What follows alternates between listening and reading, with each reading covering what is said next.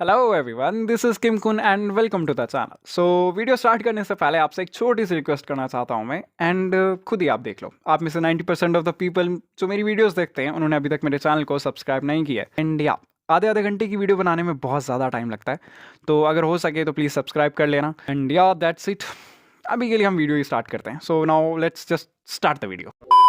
कहानी की शुरुआत साउथ कोरिया के अनएक्सप्लोर्ड रीजन्स को दिखाने से होती है, जहाँ पे कई सारे मार्शल आर्टिस्ट बैठकर गप्पे लड़ा रहे होते हैं। उन्हीं में से एक मार्शल आर्टिस्ट जो कि काफी ज्यादा कंफ्यूज होता है, वो अपने आगे पीछे देख रहा होता है। तभी उसे एक अंकल जी, जो कि शायद दूसरे मार्शल आर्टिस्ट हैं, एक चाय का कप लेकर अप्रोच करते हैं। अंकल जी इससे पूछते हैं, क्या ये तुम्हारा फर्स्ट टाइम है? ये सुनने के बाद ये बंदा थोड़ा सा हेजिटेट करता है एंड उनके हाथ से कप लेते हुए कहता है, हाँ, इससे पहले मैं काफी सारे डंजन्स एंड पोर्टल्स में गया हूँ, बट ऐसी जगह पर मेरा आना पहली बार है और इसी वजह से मैं काफी ज्यादा नर्वस भी हूँ। ये सुनने के बाद ये अंकल जी हंसने लग जाते हैं, हा हा हा हा हा।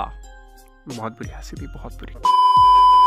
एंड देन फिर ये अंकल जी अपनी हंसी खत्म करने के बाद इस नौजवान को कहते हैं कि ऐसी जगहें कई सौ सालों से अबेंडेंट पड़ी हुई हैं, जिस कारण ऐसी जगहें कई सारे खूंखार मॉन्स्टर से भरी रहती हैं और हो भी सकता है यहाँ एशियन टाइम यानी पुराने जमाने के मॉन्स्टर भी घूम रहे हों। और ऐसे ही बात करते करते ये अंकल जी इस लड़के के साइड में बैठ जाते हैं, पर फिर अचानक ही इस बंदे को कुछ याद आता है एंड ये इन अंकल से पूछता है कि बट क्या हमारे एक्सपेडिशन लीडर उस प्रेस्टिजियस मार्शल ली क्लैन से नहीं आते हैं? मैंने सुना है कि वो क्लैन लीडर के भाई हैं, तो फिर तो वो पक्का काफी ज्यादा स्ट्रॉन्ग होंगे, है ना? इस नौजवान की बातें सुनने के बाद ये अंकल जी एक कॉर्नर में किसी की ओर देखते हैं। अंकल जी वहां से अपनी नजरें वापस ले लेते हैं एंड देन ये हंसते हुए कहते हैं, क्या तुम इसकी बात कर रहे हो? एंड देन हमें हमारे एमजी को दिखाया जाता है, जो कि अभी अपनी 40 की उम्र में चल रहा है, यानी वो 40s में चल रहा है। और फिर ये अंकल अपनी बात कंटिन्यू करते हुए कहते हैं कि ये बंदा कोई भी स्पेशल पर्सन नहीं है, ये एक नाजायज औलाद है जिसे अपनी फैमिली से बाहर निकाल दिया गया है बिकॉज वो काफी ज्यादा वीक था। एंड देन सीन फिर से लिचुअल की तरफ शिफ्ट होता है, जो कि बहुत ज्यादा एग्जॉस्टेड दिख रहा है। ऐसा लग रहा है कि उसने अपनी जिंदगी पर गिव अप कर दिया। ऐसा तो लग ही नहीं रहा कि ये बंदा एक प्रेस्टिजियस फैमिली से आता है। और हमें ये भी पता चलता है कि हमारा ली चुआल मार्शल क्लैन का 9th सन है एंड ये एक नाजायज औलाद है। और फिर ये अंकल हमारी ली की हालत देखने के बाद अपनी बात कंटिन्यू करते हैं कि ये बंदा बहुत ही ज्यादा इनकॉम्पिटेंट है एंड इसी के साथ साथ वो हमारे एमसी पे कई सारी और बातें कहते हैं, यानी उसको बेइज्जत करते हैं। और ये अंकल आगे कंटिन्यू करते हैं कि इसकी इन्हीं कमियों के कारण ये मार्शल आर्ट के 7th लेवल पे ही पहुंच पाया है और हम इस जैसे बंदे पे कैसे रिलाई कर सकते हैं जो कि खुद इतने कम लेवल पे है। तभी हम देखते हैं कि एक बंदा जिसने काले कपड़े पहन रखे हैं वो हमारे च्योल को आवाज लगाता है एंड वो कहता है कि एक्सपेडिशन लीडर, हमें अब यहाँ से चलना चाहिए। इस बंदे की आवाज सुनने के बाद च्योल अपना सिर ऊपर करता है एंड देन फिर से अपना सिर नीचे करने के बाद कहता है कि ठीक है, अब हमें चलना चाहिए। और इसी के साथ हम नेक्स्ट सीन में देखते हैं कि हमारा च्योल और बाकी के पार्टी मेंबर्स, बाकी के मार्शल आर्टिस्ट हमारी च्योल के पीछे पीछे चल रहे होते हैं,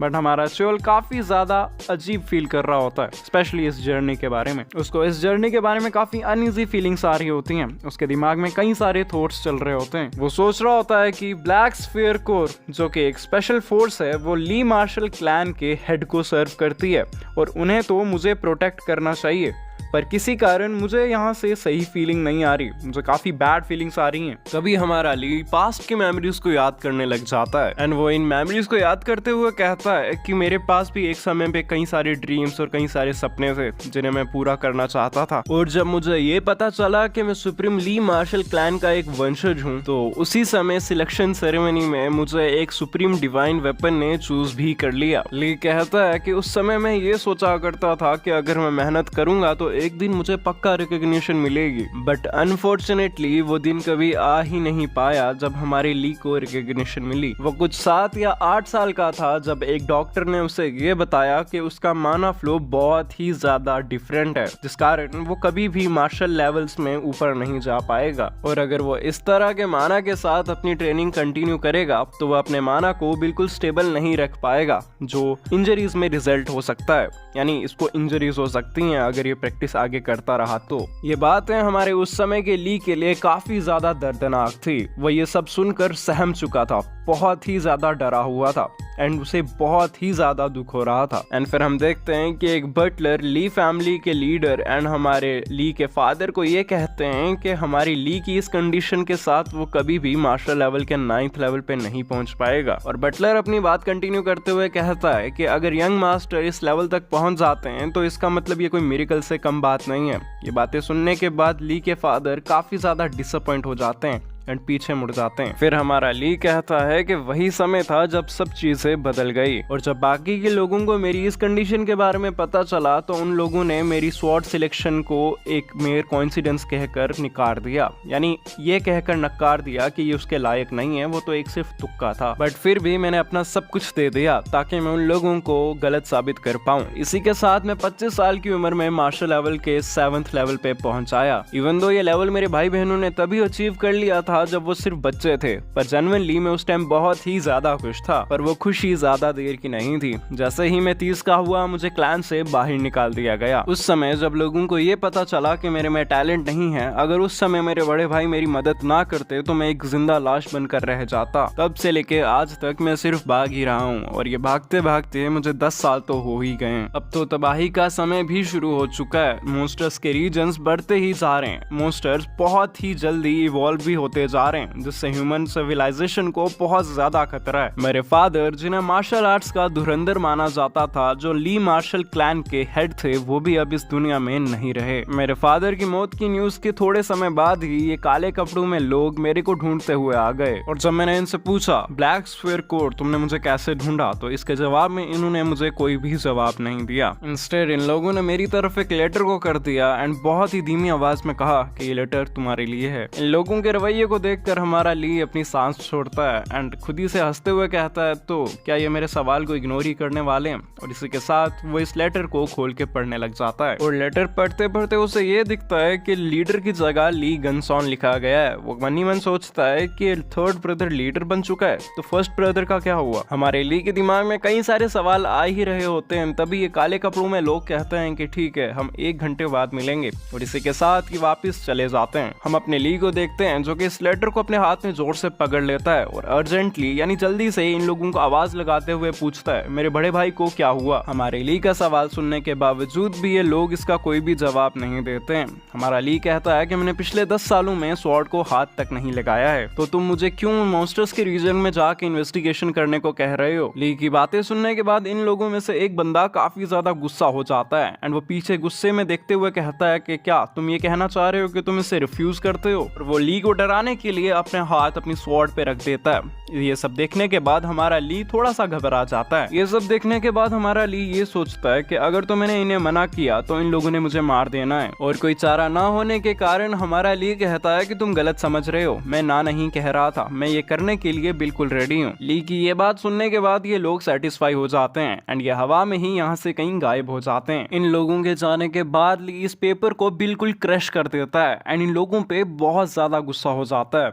एंड देन सीन फिर से प्रेजेंट में शिफ्ट हो जाता है, जहाँ पे हम देखते हैं कि ली एंड उसकी पार्टी काफी देर से जंगल से ट्रैवल कर रही हैं एंड इन दी एंड वो एक खंडर सी हवेली के सामने जाकर पहुंचते हैं। तभी इस ग्रुप में से एक छोटा मार्शल आर्टिस्ट, मतलब उम्र में छोटा मार्शल आर्टिस्ट, कहता है कि एक खंडर हवेली, बट इसकी कंडीशन उतनी बुरी भी नहीं है। तभी इन ब्लैक पार्टी का एक मेंबर हमारे एमसी को कहता है कि अब हमें इसके अंदर चलना चाहिए। थोड़ा हेसिटेट करने के बाद ये ग्रुप के सारे मेंबर अपने वेपन्स निकाल लेते हैं एंड काफी कॉशियसनेस से इस महल के यानी इस खंडर के अंदर घुस जाते हैं। ये सारे मेंबर्स काफी ज्यादा अलर्ट होते हैं एंड वो अपने आगे पीछे की सराउंडिंग्स को काफी अच्छे से देख रहे होते हैं, और ऐसे ही इन्हें देखते देखते काफी सारे कंकालों का ढेर मिलता है, जहाँ पे कई सारे तो इंसानों के होते हैं और कई सारे कंकाल तो मॉन्स्टर्स के होते हैं। ये देखने के बाद वो काफी ज्यादा शॉक्ड होते हैं। फिर हम देखते हैं कि इन्हीं सब दंग मार्शल आर्टिस्ट में से एक, वो पहले वाला नौजवान, कहता है कि क्या ये कंकाल एंशिएंट बीस्ट के? पर इससे पहले ये लोग कुछ ज्यादा सोच पाते, इन कालू कपड़ों में से एक बंदा कहता है कि ऑपरेशन को जल्दी से स्टार्ट किया जाए। इस पर्सन की कमांड सुनने के बाद ये दो बंदे अपने वेपन्स लेकर इन मेंबर्स पे अटैक कर देते हैं। इससे पहले कि ये नौजवान, ये यंग मैन अपनी सिचुएशन को समझ पाते, इनके सर अपने धड़ से अलग कर दिए जाते हैं। हमारे ली के सामने एक बहुत ही ब्रूटल सीन अपीयर होता है, जहाँ पे कई सारे मेंबर्स मारे जाते हैं एंड उनका खून आगे पीछे झलक रहा होता है। इस शॉकिंग सीन को देखने के बाद बाकी के सारे मार्शल आर्टिस्ट चिल्ला पड़ते हैं कि तुम क्या कर रहे हो? इस सवाल के जवाब में एक असैसिन काफी चिलिंग सी वॉइस में कहता है कि तुम लोगों को पहले पहले से ही पता था कि तुम मरने वाले हो। तुम्हें तो ऑनर फील होना चाहिए कि तुम लोग फैमिली के बेनिफिट के लिए मारे जा रहे हो। इस असैसिन की बातें बिल्कुल कोल्ड और इमोशनलेस थी।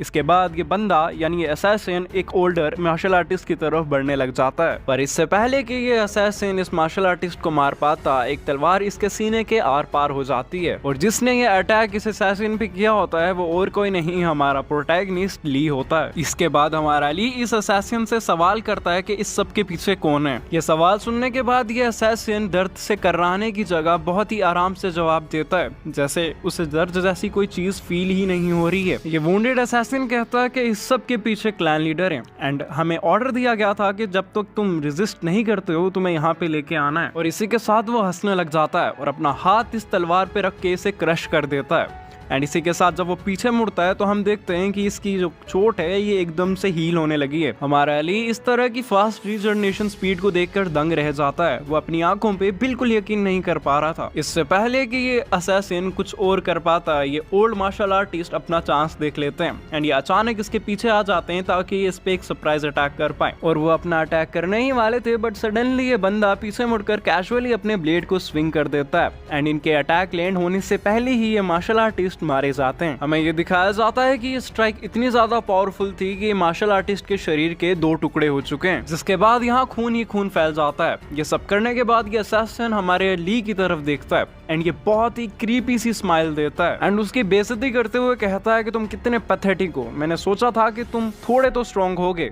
तुम तो डिजर्व ही नहीं करते कि तुम ली मार्शल क्लैन से आओ। मुझे अभी भी ये यकीन नहीं हो पा रहा कि तुम्हारा आधा खून ली मार्शल क्लैन से आता है। और इसी के साथ वो बिजली की रफ्तार से हमारे ली के ऊपर अटैक करता है एंड उसकी छाती पे लात मारता है, जिससे हमारे ली के मुंह से बहुत ज्यादा खून निकल आता है। इस अटैक का इम्पैक्ट इतना ज्यादा होता है कि हमारा ली कई सारी दीवारें तोड़कर लास्ट में इन कंकालों में जाकर गिरता है। उसके शरीर की बहुत ही ज्यादा बुरी हालत हो जाती है, मुंह से खून निकल रहा होता है, हड्डियां टूट चुकी होती हैं, बट स्टिल इस कंडीशन में भी उसका माइंड काफी ज्यादा काम होता है। वो कहता है कि मैं यहाँ मर नहीं सकता हूँ और इसी के साथ वो जल्दी से आगे पीछे देखने लग जाता है ताकि उसे कोई ना कोई वेपन मिल जाए एंड तभी उसे एक वेपन दिख भी जाता है और वो वेपन और कुछ नहीं एक स्वॉर्ड होती है जो इस बड़े से दानव के कंकाल के अंदर धसी होती है। फिर हमारा अली सोचता है कि अगर ये स्वॉर्ड इतनी ज्यादा पावरफुल है कि ये इतने बड़े बीस्ट को मार सकती है तो अगर मैं इसको इस्तेमाल करूंगा तो शायद मेरे पास एक चांस है कि मैं जिंदा रह पाऊं। और यही सोचते हुए ये हड़बड़ाहट में स्वॉर्ड की तरफ जाता है एंड इसके हैंडल को पकड़ लेता है। पर जैसे ही ये तलवार इस मॉन्स्टर इस दानव के शरीर से बाहर आती है तो ये डिसॉल्व होने लग जाती है। हम देखते हैं कि ये काले से धुएं में कहीं ना कहीं डिसअपियर हो जा रही है। ये देखने के बाद हमारे ली की तो सांस ही हलक में रुक जाती है। वो देखकर इतना ज्यादा दंग रह जाता है कि वो कुछ कह नहीं पाता है। फिर वो धीमी सी आवाज में कहता है कि क्यों। तब ये असैसिन पीछे से हमारे एमसी को कहता है कि मैं इमेजिन नहीं कर सकता हूँ कि ली फैमिली का कोई बंदा इतना ज्यादा पैथेटिक हो सकता है। और वो अपनी बात कंटिन्यू करते हुए कहता है कि एट द वेरी लीस्ट मैं तुम्हें एक ली फैमिली के मेंबर की तरह मौत दे सकता हूँ। एंड इसी के साथ वो हमारे एमसी पे अटैक कर देता है। ये अटैक लगने के बाद हमारे एमसी के शरीर की सारी स्ट्रेंथ गायब हो जाती है एंड वो नीचे को गिरने लग जाता है एंड उसके मन में यही थॉट्स चल रहे होते हैं कि हेवंस बहुत ही ज्यादा क्रूएल हैं। क्या मैं ऐसी ही मौत मरने वाला हूँ कि आज मैं ऐसी मौत मरूंगा। एंड हम देखते हैं कि हमारे ली के शरीर के भी 2 टुकड़े हो चुके हैं एंड वो मन ही मन सोच रहा होता है कि मैंने पूरी जिंदगी कुछ नहीं किया, मैं सिर्फ पूरी जिंदगी भागता ही रहा हूँ। मैंने अपनी पूरी जिंदगी में कई सारे फेलियर्स देखे पर मैंने कभी एक्सपेक्ट नहीं किया था कि मेरी जिंदगी ऐसे खत्म होगी। पर अगर मेरे को जिंदगी जीने का एक और मौका मिलेगा तो इससे पहले कि वो अपनी बात खत्म कर पाता उसकी आंखों के सामने अंधेरा छा जाता है बट उसकी कॉन्शियसनेस फेड नहीं होती है। और तभी उस अंधेरे में से उसे थोड़ी सी रोशनी दिखाई देती है एंड उसे एक काफी फेमिलियर सी आवाज भी सुनाई देती है। और वो आवाज किसी से पूछ रही होती है क्या ये यूजिंग का बेटा है एंड यूजिंग को क्या हुआ। और ये सवाल जिससे पूछा जा रहा था वो एक तरह का बटलर दिख रहा होता है एंड वो बटलर जवाब में कहता है कि जब वो हमें मिली इसके आगे वो कुछ नहीं कहता है एंड वो हेजिटेट कर रहा होता है। एंड फिर हमें ली के थॉट्स दिखाए जाते हैं जो कि इन दोनों आवाजों को काफी अच्छे से पहचानता है क्योंकि इसमें से एक आवाज इसके फादर की है। पर सरप्राइजिंग बात यह है कि वो बहुत पहले ही मर चुके हैं। देन उसे कुछ रियलाइज होता है एंड वो कहता है कि यहाँ मेरे फादर कुछ ज्यादा ही यंग दिख रहे हैं। एंड हमारा अली दूसरे बंदे के बारे में बात करते हुए कहता है कि बटलर चोय भी काफी ज्यादा यंग दिख रहे हैं एंड यहाँ से हमें पता चलता है कि ये इस बटलर का नाम बटलर चोय है। हमारा अली मन ही मन बटलर और अपने फादर को पुकारता है एंड अपने आप को इनकी तरफ धकेलता है बट उसे दिखता है कि उसके सामने 2 बच्चों के हाथ हैं एंड देन वो रियलाइज करता है कि ये हाथ उसी के हैं। ये देखकर वो काफी ज्यादा सरप्राइज्ड हो जाता है एंड वो कहता है कि मेरे हाथ बच्चों जैसे बन गए। एंड इसी के साथ ये चैप्टर यहाँ पे खत्म हो जाता है। तो हमारे एमसी के हाथ बच्चों जैसे इसलिए हैं क्योंकि वो अपने पास्ट में आ चुका है एंड वो अब एक बच्चा ही बन चुका है।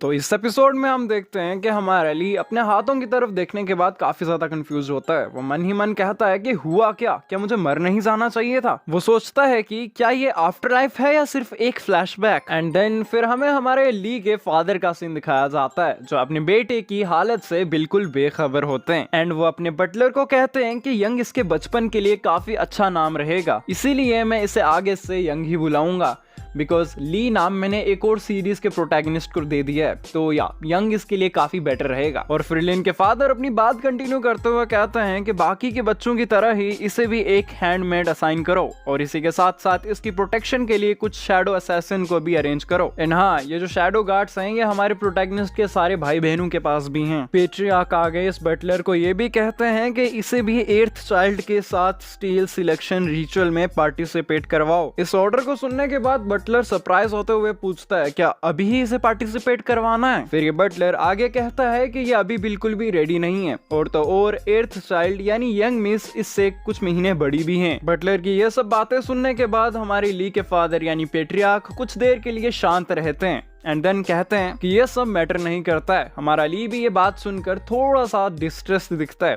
एंड देन इसके फादर कहते हैं कि अब मैं यहाँ से चलता हूँ। अब इस सीन में हम देखते हैं कि पेट्रियार्क और बटलर दोनों इस कमरे से जा चुके हैं एंड हमारा ली यानी यंग इस कमरे में अकेला लेटा हुआ है। यहाँ पर अकेला होने के बाद हमारा यंग राहत की सांस छोड़ते हुए कहता है कि जैसा कि मैं अपने फादर से एक्सपेक्ट कर रहा था, हालांकि मैंने उन्हें कई सालों से नहीं देखा बट उनका प्रेशर पहले जैसा ही क्रेजी है। देन वो सोचता है कि यहाँ चल क्या रहा है, ये सब कुछ ज्यादा ही रियल है एक फ्लैशबैक कहलाने के लिए। और फिर हमारा यंग मन ही मन इस कन्वर्सेशन के बारे में सोचते हुए कहता है बट ऐसी कन्वर्सेशन तो एक्चुअल में भी हुई थी। एंड देन फिर हमारा यंग मन ही मन कहता है कि मैं भरोसा तो नहीं करना चाहता बट अगर ये सच है तो इसका मतलब मैं अपने पास्ट में आ चुका हूँ। एंड इसी के साथ ये बहुत ज्यादा सरप्राइज दिखता है। और फिर हमारे यंग के पास्ट में आने के कुछ महीने बाद ली क्लैन का स्पेशल दिन भी आ जाता है और इस स्पेशल दिन का नाम है द स्टील सिलेक्शन रिचुअल। इस दिन ली क्लैन के बच्चों के टैलेंट्स का पता चलता है जब उन्हें कोई वेपन चूज करता है। फिर हमें अपने यंग से पता चलता है कि उसके फादर को डजन्स ऑफ स्वॉर्ड्स ने चूज किया था, जिसके बाद वो अपनी जनरेशन के बेस्ट स्वॉर्ड्समैन बन गए। और मेरे सबसे बड़े भाई जिन्हें सिलेक्ट किया था स्वॉर्ड्स ने, टॉम्स ने एंड स्टाफ ने, वो जाने जाते हैं अपने मैजिक एंड स्वॉर्ड्समैनशिप के लिए। पर ये सेरेमनी आज हमारे प्रोटैगनिस्ट के लिए है।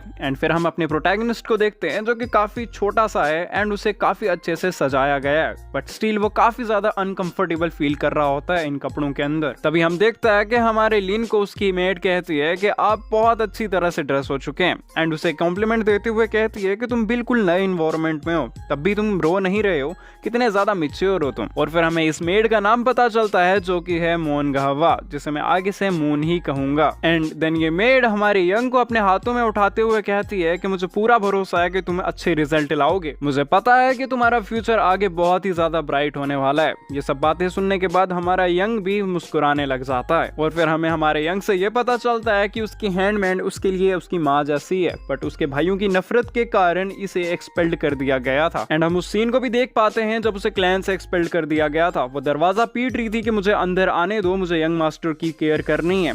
एंड उस समय बहुत ही ज्यादा बारिश हो रही थी। यंग कहता है कि वो इकलौती पर्सन थी जो मेरे अकेलेपन के लिए रोई और मेरे साथ रही, पर इस बार मैं ऐसा बिल्कुल भी नहीं होने दूंगा। जिसके बाद हमारा यंग अपना हाथ इस मेड के मुंह पे रखता है एंड उसे गले से लगा लेता है एंड वो अपने मन ही मन कहता है कि इस बार मैं उसे हर कीमत पे बचाऊंगा। और फिर ये होलसम मोमेंट तब खत्म हो जाता है जब एक मैसेंजर आके इन्हें कहता है कि यंग मास्टर प्रिपरेशंस रेडी हो चुकी हैं। ये सुनने के बाद ये मेड हमारे यंग से कहती है क्या अब हम चलें। एंड देन सीन शिफ्ट होता है एंड हमें पेट्रियार्क यानी हमारे यंग के फादर के कमरे का सीन दिखाया जाता है, जहां पर बटलर चोई हमारे यंग के फादर एंड पेट्रियार्क को बताते हैं कि प्रिपरेशंस कंप्लीट हो चुकी हैं। ये सुनने के बाद हमारे पेट्रियार्क पीछे मुड़ते हैं एंड काफी कूल तरह से कहते हैं कि चलो ठीक है, अब हमें यहाँ से चलना चाहिए। एंड फिर हम नेक्स्ट सीन में देखते हैं कि हमारे पेट्रियार्क और इन बटलर चोई के पीछे कई सारी मेड्स भी आ रही होती हैं एंड इन्हीं में से 2 मेड्स ने हमारे प्रोटैगनिस्ट और उसकी बहन को भी पकड़ा होता है। और इसी तरह ये सब लोग इस गेट को क्रॉस करके एक बहुत ही बड़े अरीना में आ जाते हैं। इस अरीना में कई सारे लोग होते हैं जिनमें से कई सारे तो मार्शल आर्टिस्ट होते हैं एंड कुछ लोग बहुत ही बड़ी बड़ी फैमिली से आए होते हैं। एंड जैसे ही हमारे यंग को बाहर लाया जाता है, यहाँ के सारे लोग इसे देखने के बाद यही बातें करने लग जाते हैं कि ये वही बच्चा है, ये वही नाजायज औलाद है जिसे बाहर से अंदर लाया गया है। एंड फिर सीन शिफ्ट होता है एंड फिर हमें इस क्लैन की मेट्रियार्क दिखाई जाती हैं, यानी हमारे यंग की सोतेली माँ AKA स्टेप मॉमी, जिनका नाम है ब्लैक हैवियन।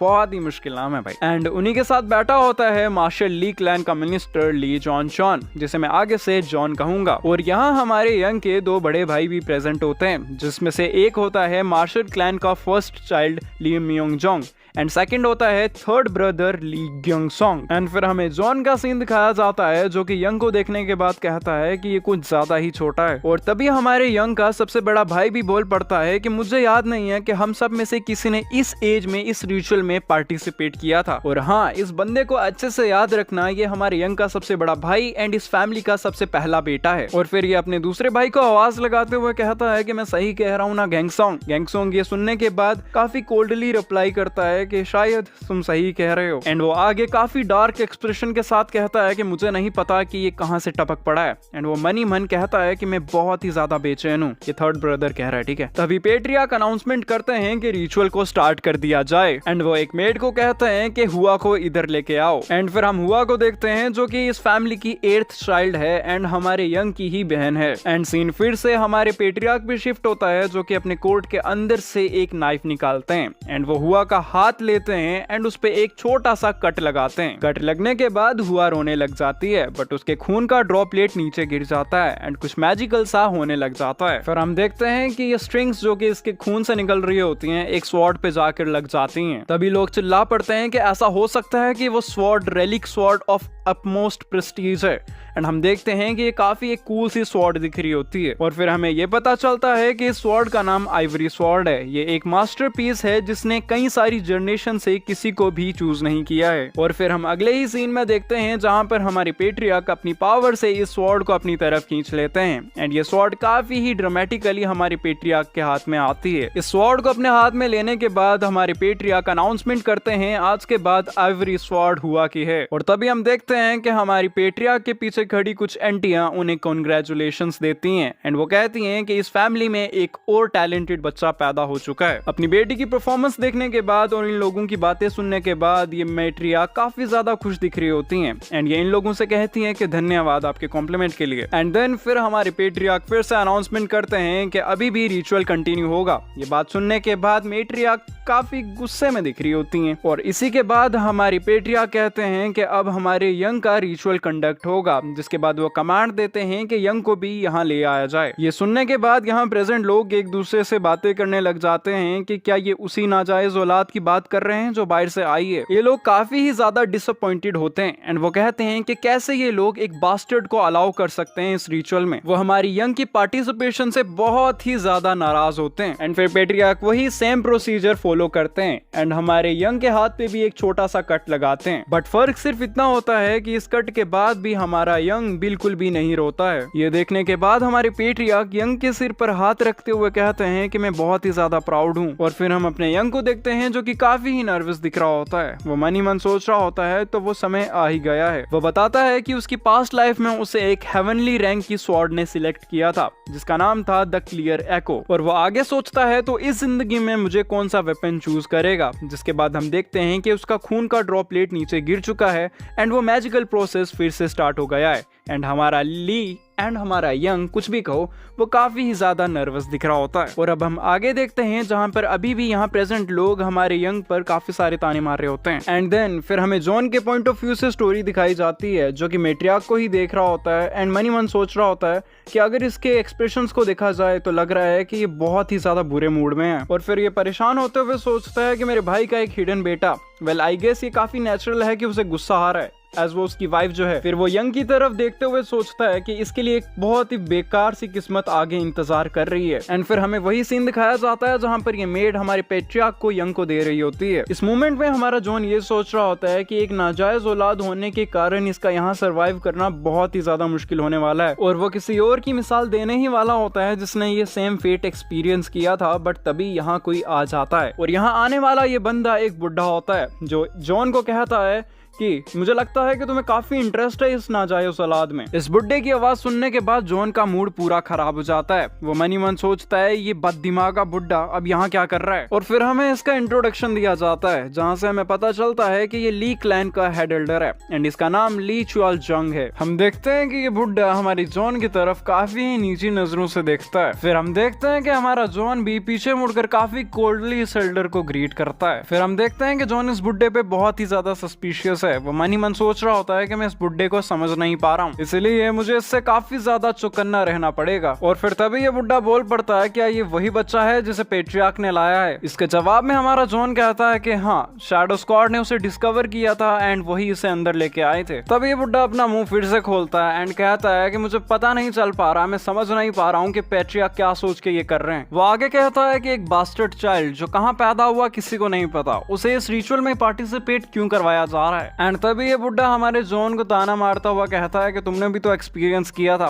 तुम्हें पता तो है कि स्टील सिलेक्शन सेरेमनी नाजायज औलादों के लिए तो बिल्कुल भी नहीं है। तो अब हमें यहाँ से पता चलता है कि जॉन यानी हमारे यंग का अंकल भी एक इलिजिटिमेट सन है, यानी एक नाजायज औलाद है। थोड़ी देर शांत रहने के बाद हमारा जॉन गुस्से से उससे पूछता है कि तुमने अभी क्या कहा। ये सुनने के बाद ये बुड्ढा घटिया सा एक्सप्रेशन बनाते हुए कहता है, ओह मुझे माफ कर देना, मुझे बस तुम्हारी एक कहानी याद आ गई थी, एक और नाजायज औलाद की कहानी जिसे एक सिंगल वेपन ने भी चूज नहीं किया था। और फिर ये बुड्ढा कहता है कि ये कहानी कुछ ज्यादा ही फेमस है ना, इसलिए याद आ गई थी। हम देखते हैं कि इस बुड्ढे के टोन सुनने के बाद हमारे जॉन को बहुत ही ज्यादा गुस्सा आ रहा है, बट वो कुछ कर नहीं सकता है। एंड ये बुड्ढा आगे कहता है कि एक बास्टर्ड चाइल्ड तो बास्टर्ड चाइल्ड ही होता है, वो एकदम बेकार होता है। और फिर ये बुड्ढा अपनी छड़ी नीचे पटकता है एंड एक बहुत ही ज्यादा घटिया शक्ल बनाते हुए कहता है कि उसे अपनी जगह का पता होना चाहिए। ये सब सुनने के बाद हमारे जॉन का गुस्सा आउट ऑफ कंट्रोल हो जाता है एंड वो चिल्ला पड़ता है कि तुम अपनी बकवास बंद करो। बट हम देखते हैं कि ये बुड्ढा कुछ देखकर बहुत ही ज्यादा सरप्राइज्ड हो जाता है। एंड फिर हम देखते हैं कि अरीना से एक लाइट आ रही होती है। अब ये जॉन भी नोटिस कर लेता है एंड वो भी काफी ज्यादा सरप्राइज्ड होता है।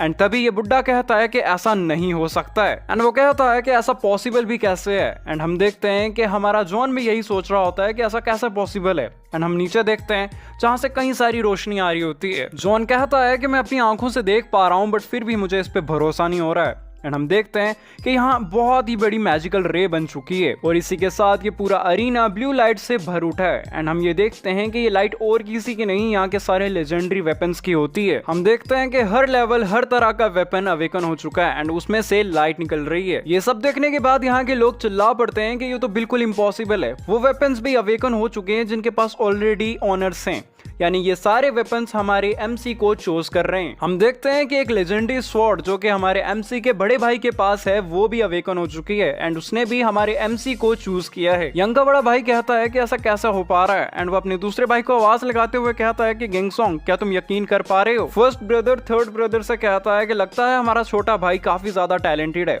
ये सुनने के बाद हमारा गैंगसोंग यानी थर्ड ब्रदर बहुत ही स्कैरी फेस बनाते हुए कहता है कि लग तो यही रहा है। ये सब देखने के बाद यहाँ प्रेजेंट लोगों में हल्ला मच जाता है। वो कहते हैं कि क्या कुछ गलत हुआ है, एक नाजायज औलाद इतनी ज्यादा स्ट्रॉन्ग एंड केपेबल नहीं हो सकती है, पक्का इस रिचुअल के साथ कोई ना कोई तो गलती हुई है। तभी हमारे पेट्रियार्क सबको कामली कहते हैं कि चुप हो जाओ, जिसके बाद पूरा का पूरा अरीना शांत हो जाता है। वो काफी कामली कहते हैं कि क्लैन के लॉस के अकॉर्डिंग जितने भी वेपन्स हमारे एमसी को चूज करेंगे वो उसी के हो जाएंगे। देन वो कहते हैं कि ये सिचुएशन उतनी भी ज्यादा सिंपल नहीं है, इसलिए मैं आप लोगों के सजेशंस लेना चाहता हूँ। तभी वो हाथ खड़ा करके कहता है कि मेरे पास एक सजेशन है एंड ये बंदा और कोई नहीं हमारा जॉन होता है। जिसे ये देखने के बाद हमारे पेट्रियार्क कहते हैं तो मिनिस्टर क्या है आपका सजेशन। जॉन कहता है कि मैं मानता हूं कि ये हमारी क्लैन का लॉ है, बट अगर तो हम इसको सारे वेपन दे देंगे तो इससे हमारी इस स्टील रिचुअल का पूरा मीनिंग ही खत्म हो जाएगा। वो आगे कहता है कि ये एक ऐसा रिचुअल है जो पीढ़ियों तक आगे जारी रहना चाहिए। ये सुनने के बाद हमारे पेट्रियार्क काफी शांत हो जाते हैं एंड कुछ सोचने लग जाते हैं। एंड हमारा जॉन आगे कहता है तो क्यों ना हम उसे एक अपॉर्चुनिटी दें कि वो अपने लिए एक वेपन चूज कर ले। एंड ये सुनने के बाद हमारे पेट्रियार्क कहते हैं कि नॉट बैड, जिसके बाद वो बाहर के सारे वेपन्स को भी अंदर ले आते हैं जिनके ऑलरेडी ऑनर थे। और अब हम देखते हैं कि हमारे अरीना में जितने भी वेपन्स थे सब ने हमारे यंग को ही चूज किया है एंड देन अब हमारा यंग ही इनमें से एक वेपन को चूज करेगा। एंड अब हमारे पेट्रियार्क यंग को कहते हैं कि मेरे बेटे अब जो भी वेपन तुम चूज करना चाहते हो तुम उसे चूज कर सकते हो।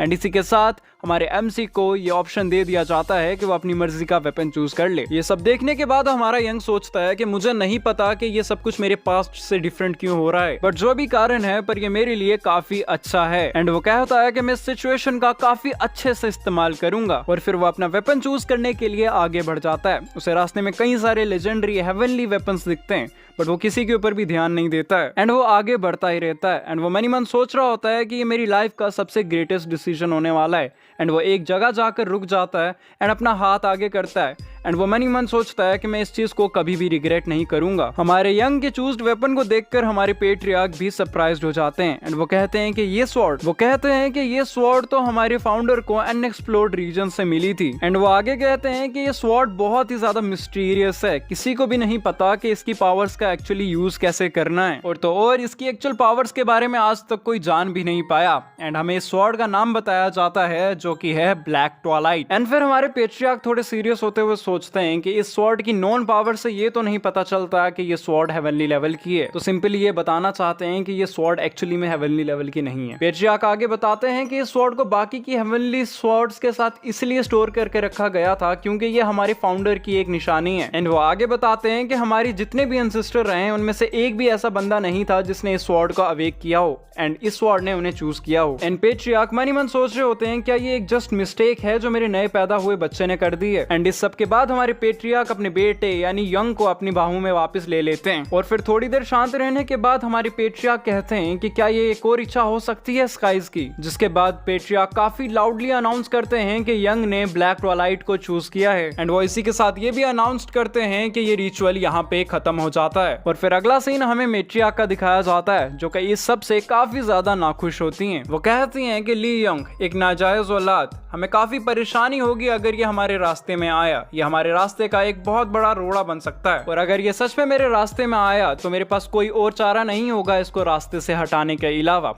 और फिर हमें इस सेरेमनी के 9 साल बाद का सीन दिखाया जाता है जहां पर हम अपने एमसी को देखते हैं जो कि अपनी नैनी को आवाज लगाता है एंड उन्हें कहता है कि अब मैं अपनी आफ्टरनून ट्रेनिंग के लिए जा रहा हूं। और अब हमें यहां से ये भी पता चलता है कि हमारा एमसी अब 9 साल का हो चुका है। तब ये नैनी पीछे से हमारे एमसी को आवाज लगाते हुए कहती है कि मुझे भी आपके साथ चलने दीजिए। और फिर अगला सीन हमें इन दोनों का इस सड़क से जाते हुए दिखाया जाता है जहां पर हमारा एमसी थोड़ा एम्बेरस्ड होते हुए कहता है कि अब तो मैं अकेला जा सकता हूँ, जिसके जवाब में नैनी कहती है कि पर फिर ये थोड़ा सा परेशान होते हुए हमारे एमसी को कहती है कि यंग मास्टर बाकी के ट्रेनिंग ग्राउंड तो खाली पड़े हैं बट फिर भी आप जोन 1 में क्यों जा रहे हो, और उस ट्रेनिंग ग्राउंड के अंदर तो ज्यादा जगह भी नहीं है। ये सब सुनने के बाद हमारा एमसी मुस्कुराते हुए कहता है क्योंकि वहां मेरा कोई इंतजार कर रहा होता है। हमारे एमसी की ये सब बातें सुनने के बाद हमारी नैनी कंफ्यूज्ड हो जाती है और फिर अचानक ही इन दोनों को एक बहुत ही जोर के चिल्लाने की आवाज सुनाई देती है। तब ये नैनी कहती है कि मुझे लगता है कि 7th जोन में कोई ट्रेनिंग कर रहा है और असल में भी यहाँ पर एक लड़की ट्रेनिंग कर रही होती है। तभी उसे एक इंस्ट्रक्टर कहता है कि अगर तुम इतना टाइटली स्वॉर्ड को पकड़ोगी तो तुम्हारे हाथ इंजर्ड हो जाएंगे, जिसके बाद वो इसे इंस्ट्रक्ट करता है कि एक और वर्टिकल स्लैश लगाओ, जिसके जवाब में ये लड़की हाँ कहती है एंड वो अपनी ट्रेनिंग कंटिन्यू करती है। और ये लड़की और कोई नहीं ली क्लैन की 8th चाइल्ड एंड हमारे एमसी की बहन है। अगर तुम भूल गए हो तो इसी के साथ हमारे एमसी की भी सेरेमनी हुई थी। इस लड़की को ऐसा ट्रेनिंग करते देख हमारा एमसी कहता है तो ये 8th चाइल्ड थी। ये सुनने के बाद ये नैनी कहती है कि आपको उसे अपनी बड़ी बहन कहना चाहिए, अगर किसी ने सुन लिया तो काफी प्रॉब्लम हो सकती है। इस नैनी की ये बात सुनने के बाद हमारा एमसी मन ही मन कहता है कि ये मुझसे सिर्फ 5 महीने ही तो बड़ी है एंड वो कहता है कि मैं इसे बड़ी बहन बुलाऊं, भाड़ में जाइए। फिर हम देखते हैं कि इंस्ट्रक्टर इस पे फिर से चिल्लाते हुए कहता है कि तुम अपनी स्वॉर्ड को अपनी बॉडी पार्ट का एक हिस्सा समझो। अब हम देखते हैं कि ये लड़की अब थक चुकी है। तभी ये फिर से इसे चिल्लाते हुए कहता है कि तुम्हें अपनी स्वॉर्ड को उस तरह नहीं पकड़ना जिससे तुम्हें दर्द हो, जिसके बाद ये गुस्सा हो जाती है एंड कहती है कि तुम बार बार सेम चीज क्यों कह रहे हो, एंड अपनी स्वॉर्ड को नीचे पटकते हुए कहती है कि मास्टर तुम मेरे पे चिल्ला क्यों रहे हो। वो कहती है कि इससे मैटर नहीं करता कि मैं अपनी स्वॉर्ड को कैसे पकड़ती हूँ। ये सब सुनने के बाद हमारा ये इंस्ट्रक्टर बेचारा कंफ्यूज हो जाता है एंड थोड़ा डरते हुए कहता है कि यंग लेडी में तो सिर्फ आपके भले के लिए ही कह रहा था ये। एंड फिर ये इंस्ट्रक्टर थोड़ा हेजिटेट करते हुए इस लड़की को कहता है कि आप थोड़ा काम डाउन हो जाइए एंड फिर से ट्राई कीजिए, मेरे को पक्का भरोसा है कि इस बार आप अच्छा करेंगी। बट स्टिल ये लड़की काफी ज्यादा नखरे दिखा रही होती है एंड कुछ ज्यादा ही गुस्सा होती है, इसलिए मैं इसे आगे से चुड़ैल करके बुलाऊंगा। ठीक है, मजाक कर रहा था, हम इसे आगे से हुआ करके ही बुलाएंगे। तुम्हें अगर चुड़ैल पसंद है तो कॉमेंट्स में लिख देना। ठीक है, बैक टू द स्टोरी। हमारा एमसी अपनी नैनी से पूछता है कि वो बेचारा बंदा कौन है जिसको इसको बेइज्जती पड़ रही है अपना काम करते हुए। ये सुनने के बाद हमारी नैनी कहती है अच्छा वो इंस्ट्रक्टर वो तो ईबियोनी स्क्वाड के कमांडर हैं, कमांडर ली हियोन। हमारी नैनी की ये बात सुनने के बाद हमारा एमसी काफी ज्यादा सरप्राइज्ड हो जाता है एंड कहता है कि एक कमांडर, ये तो कुछ ज्यादा ही स्किल्ड है 9 साल के बच्चे को सिखाने के लिए। हमारी एमसी की ये सब बातें सुनने के बाद हमारी नैनी परेशान दिखने लग जाती हैं एंड वो हमारे एमसी को आवाज लगाते हुए कहती हैं कि मास्टर आपको भी कोई अच्छा टीचर बहुत जल्द मिल जाएगा, वो टीचर जो कि आपके टैलेंट्स को अच्छे से जान और पहचान पाएगा। ये सब बातें सुनने के बाद हमारा एमसी कंफ्यूज दिखता है एंड उसे कहता है कि अच्छा ऐसा है क्या। और फिर हम देखते हैं कि हमारी बेचारी ये नैनी इमोशनल हो जाती हैं एंड फिर ये हमारे एमसी को रोते हुए कहती हैं कि मुझे माफ कीजिएगा, आपको मैं अच्छे से बड़ा नहीं कर पाई और मैं अपनी कमियों के कारण आपका ख्याल अच्छे से नहीं रख पाई। एंड वो आगे कहती हैं कि यंग लेडी हुआ ने तो बचपन से ही काफी अच्छा एंड न्यूट्रिशियस खाना खाया है। हमारी नैनी की ये सब बातें सुनने के बाद हमारा एमसी कहता है कि सीरियसली मैंने तुम्हें कितनी बार कहा है कि तुमने मेरे लिए जितना भी किया मैं उसके लिए बहुत ज्यादा थैंकफुल हूँ, और हाँ तुम ऐसे बार बार शुरू मत हो जाया करो। ये सब बातें सुनने के बाद हमारी नैनी और भी ज्यादा इमोशनल हो जाती हैं एंड फिर से रोने लग जाती हैं। और फिर हमारा एमसी आगे कहता है कि और इसी के साथ साथ मुझे इस जैसे लोग पसंद भी नहीं है। ये अपनी बहन की बात कर रहा है। वो कहता है कि ये लोग आगे इसलिए आ पाते हैं क्योंकि इनके पीछे मार्शल ली क्लैन होता है। और फिर वो पीछे मुड़ते हुए इस नैनी को कहता है कि और तो और मेरे पास एक काफी अच्छा टीचर भी है, मुझे इन जैसे लोगों की चिंता करने की जरूरत नहीं है। एंड फिर हमें इस ट्रेनिंग जोन का सीन दिखाया जाता है जहां पर हमारा एमसी अपनी ट्रेनिंग करता है और हमें ये पता चलता है कि ये ट्रेनिंग जोन बहुत ही ज्यादा पुरानी है जिस कारण ये ली क्लैन की हिस्ट्री को जतलाती है। हमारा एमसी हमें ये बताता है कि ये जगह, ये ट्रेनिंग ग्राउंड अब एक हिस्टोरिकल जगह ज्यादा बन चुकी है एक ट्रेनिंग ग्राउंड से। और फिर हमारा एमसी आगे बढ़ते हुए कहता है कि पर मेरा यहाँ आने का एक कारण है। तभी हमारा एमसी एक दरवाजे के सामने आकर खड़ा हो जाता है एंड फिर उस दरवाजे को खोल देता है। वो दरवाजा खोलते खोलते यही सोच रहा था कि अगर बाकी की ट्रेनिंग ग्राउंड्स के साथ इसे कंपेयर किया जाए तो यहाँ पर कई सारे ओल्ड वेपन्स हैं। एंड फिर हमें इस दरवाजे के अंदर का सीन दिखाया जाता है जहाँ पर सच में कई सारे वेपन्स पड़े होते हैं। और तभी हम देखते हैं कि हमारे एमसी की नजर एक स्वॉर्ड की तरफ जाती है एंड हमारा एमसी कहता है कि ओह मैंने इसे ढूंढ लिया। एंड फिर वो इस स्वॉर्ड को अपने हाथ में पकड़ते हुए कहता है कि क्या आज मुझे इसका इस्तेमाल करना चाहिए। जिसके बाद हम देखते हैं कि हमारा एमसी स्वॉर्ड को लेकर अपने मेन अरीना की तरफ बढ़ जाता है। और फिर हमें हमारा एमसी ये बताता है कि 9 साल पीछे आने के बाद मेरे साथ कई सारे चेंजेस हुए। जिसके बाद हम अपने एमसी को देखते हैं जो कि एक जगह आकर खड़ा हो जाता है एंड फिर सांस छोड़ते हुए कहता है कि बट उन सब में से सबसे सरप्राइजिंग था। जिसके बाद हम देखते हैं कि हमारा एमसी कुछ ना कुछ करने लग जाता है। हम देखते हैं कि वो एक ही जगह पे खड़ा है एंड उसकी बॉडी से ब्लू कलर की रेज निकल रही हैं एंड उसकी स्वॉर्ड के अंदर से ब्लैक कलर का धुआं निकल रहा है। एंड देन फिर वो सडनली अपनी आंखें खोल देता है एंड उसके सामने एक तरह का विजन होता है। एंड फिर वो अपनी बात खत्म करता है कि उन सब में से सरप्राइजिंग चीज ये थी कि अब मेरे पास वो एबिलिटी आ चुकी है जिससे मैं एक वेपन की पास्ट मेमोरीज को देख सकता हूं। जिसके बाद हम अपने एमसी को देखते हैं जो कि इस इल्यूजन के अंदर ही खड़ा होता है एंड यहाँ पर एक इल्यूजनल एक इंस्ट्रक्टर होता है जो कि इन सब इल्यूजन लोगों के साथ साथ हमारे एमसी को भी यही कमांड दे रहा होता है कि बेसिक्स को स्ट्रॉन्ग करो। जिसके बाद वो इन सब को इंस्ट्रक्शंस देने लग जाता है एंड हम अपने एमसी को देखते हैं जो कि उन्हीं इंस्ट्रक्शंस को फॉलो भी कर रहा होता है। हम देखते हैं कि वो इस स्वॉर्ड टेक्निक को प्रैक्टिस करते करते यही सोच रहा होता है कि तो ये है इस वेपन की मेमोरीज। और फिर हमें हमारा एमसी ये बताता है कि वेपन जितना ज्यादा पुराना होगा उतना ज्यादा ही वो इनक्रेडिबल होगा। एंड फिर वो आगे इन मूव्स को फॉलो करते हुए हमें ये बताता है कि एक विल्डर की अटैचमेंट जितनी ज्यादा होगी उसके वेपन्स के साथ वो उतना ही ज्यादा इनक्रेडिबल होगा। तभी इस मेमोरी में प्रेजेंट वो इंस्ट्रक्टर चिल्ला पड़ता है कि तुम जितना अपने स्वॉर्ड के बेसिक्स को ज्यादा स्ट्रॉन्ग करोगे तुम उतना ज्यादा एक पिलर की तरह स्ट्रॉन्ग होते जाओगे। और फिर हमारा एमसी ये स्लैश लगाते हुए मन ही मन कह रहा होता है कि जितना ही ज्यादा वेपन क्लोज होगा विल्डर के उतने अच्छे से मैं उसकी मेमोरीज देख पाऊंगा। और फिर हमें ये पता चलता है कि हमारे एमसी ने 7 स्टार स्वॉर्ड फर्स्ट फॉर्म को अचीव कर लिया है। ये इस टेक्निक का नाम है। और अब हमें हमारे एमसी का ये अटैक भी देखने को मिलता है जो कि बहुत ही ज्यादा पावरफुल होता है एंड इस अटैक का नाम है क्रिम्सन विंड। हमारा एमसी ये अटैक लैंड करने के बाद कहता है कि फ्यू फाइनली मैंने इस 7 स्टार स्वॉर्ड को कंप्लीट कर लिया। और वो सच में काफी ही ज्यादा खुश दिख रहा होता है एंड वो मन ही मन कहता है कि मैंने इन पिछले 2 सालों के अंदर इस मार्शल हॉल के सारी वेपन्स की मेमोरीज को पढ़ लिया है। तभी हमारा एमसी किसी की प्रेजेंस को फील करता है एंड वो पीछे मुड़ता है और जो भी बंदा यहाँ आया होता है वो हमारे एमसी को कॉम्प्लीमेंट देते हुए कहता है कि वेरी गुड, मैंने कई सालों बाद एक परफेक्टेड 7 स्टार स्वॉर्ड देखी है। और इस हॉल में आने वाला बंदा और कोई नहीं हमारा जॉन होता है, यानी हमारे एमसी का अंकल। इसे देखने के बाद हमारा एमसी काफी ही ज्यादा सरप्राइज्ड होता है एंड वो फिर से इसका इंट्रोडक्शन देता है। हमें पता चलता है कि ये 4th रैंक का मार्शल आर्टिस्ट है ली क्लैन में एंड ये बंदे का नाम है ली जाए होंग।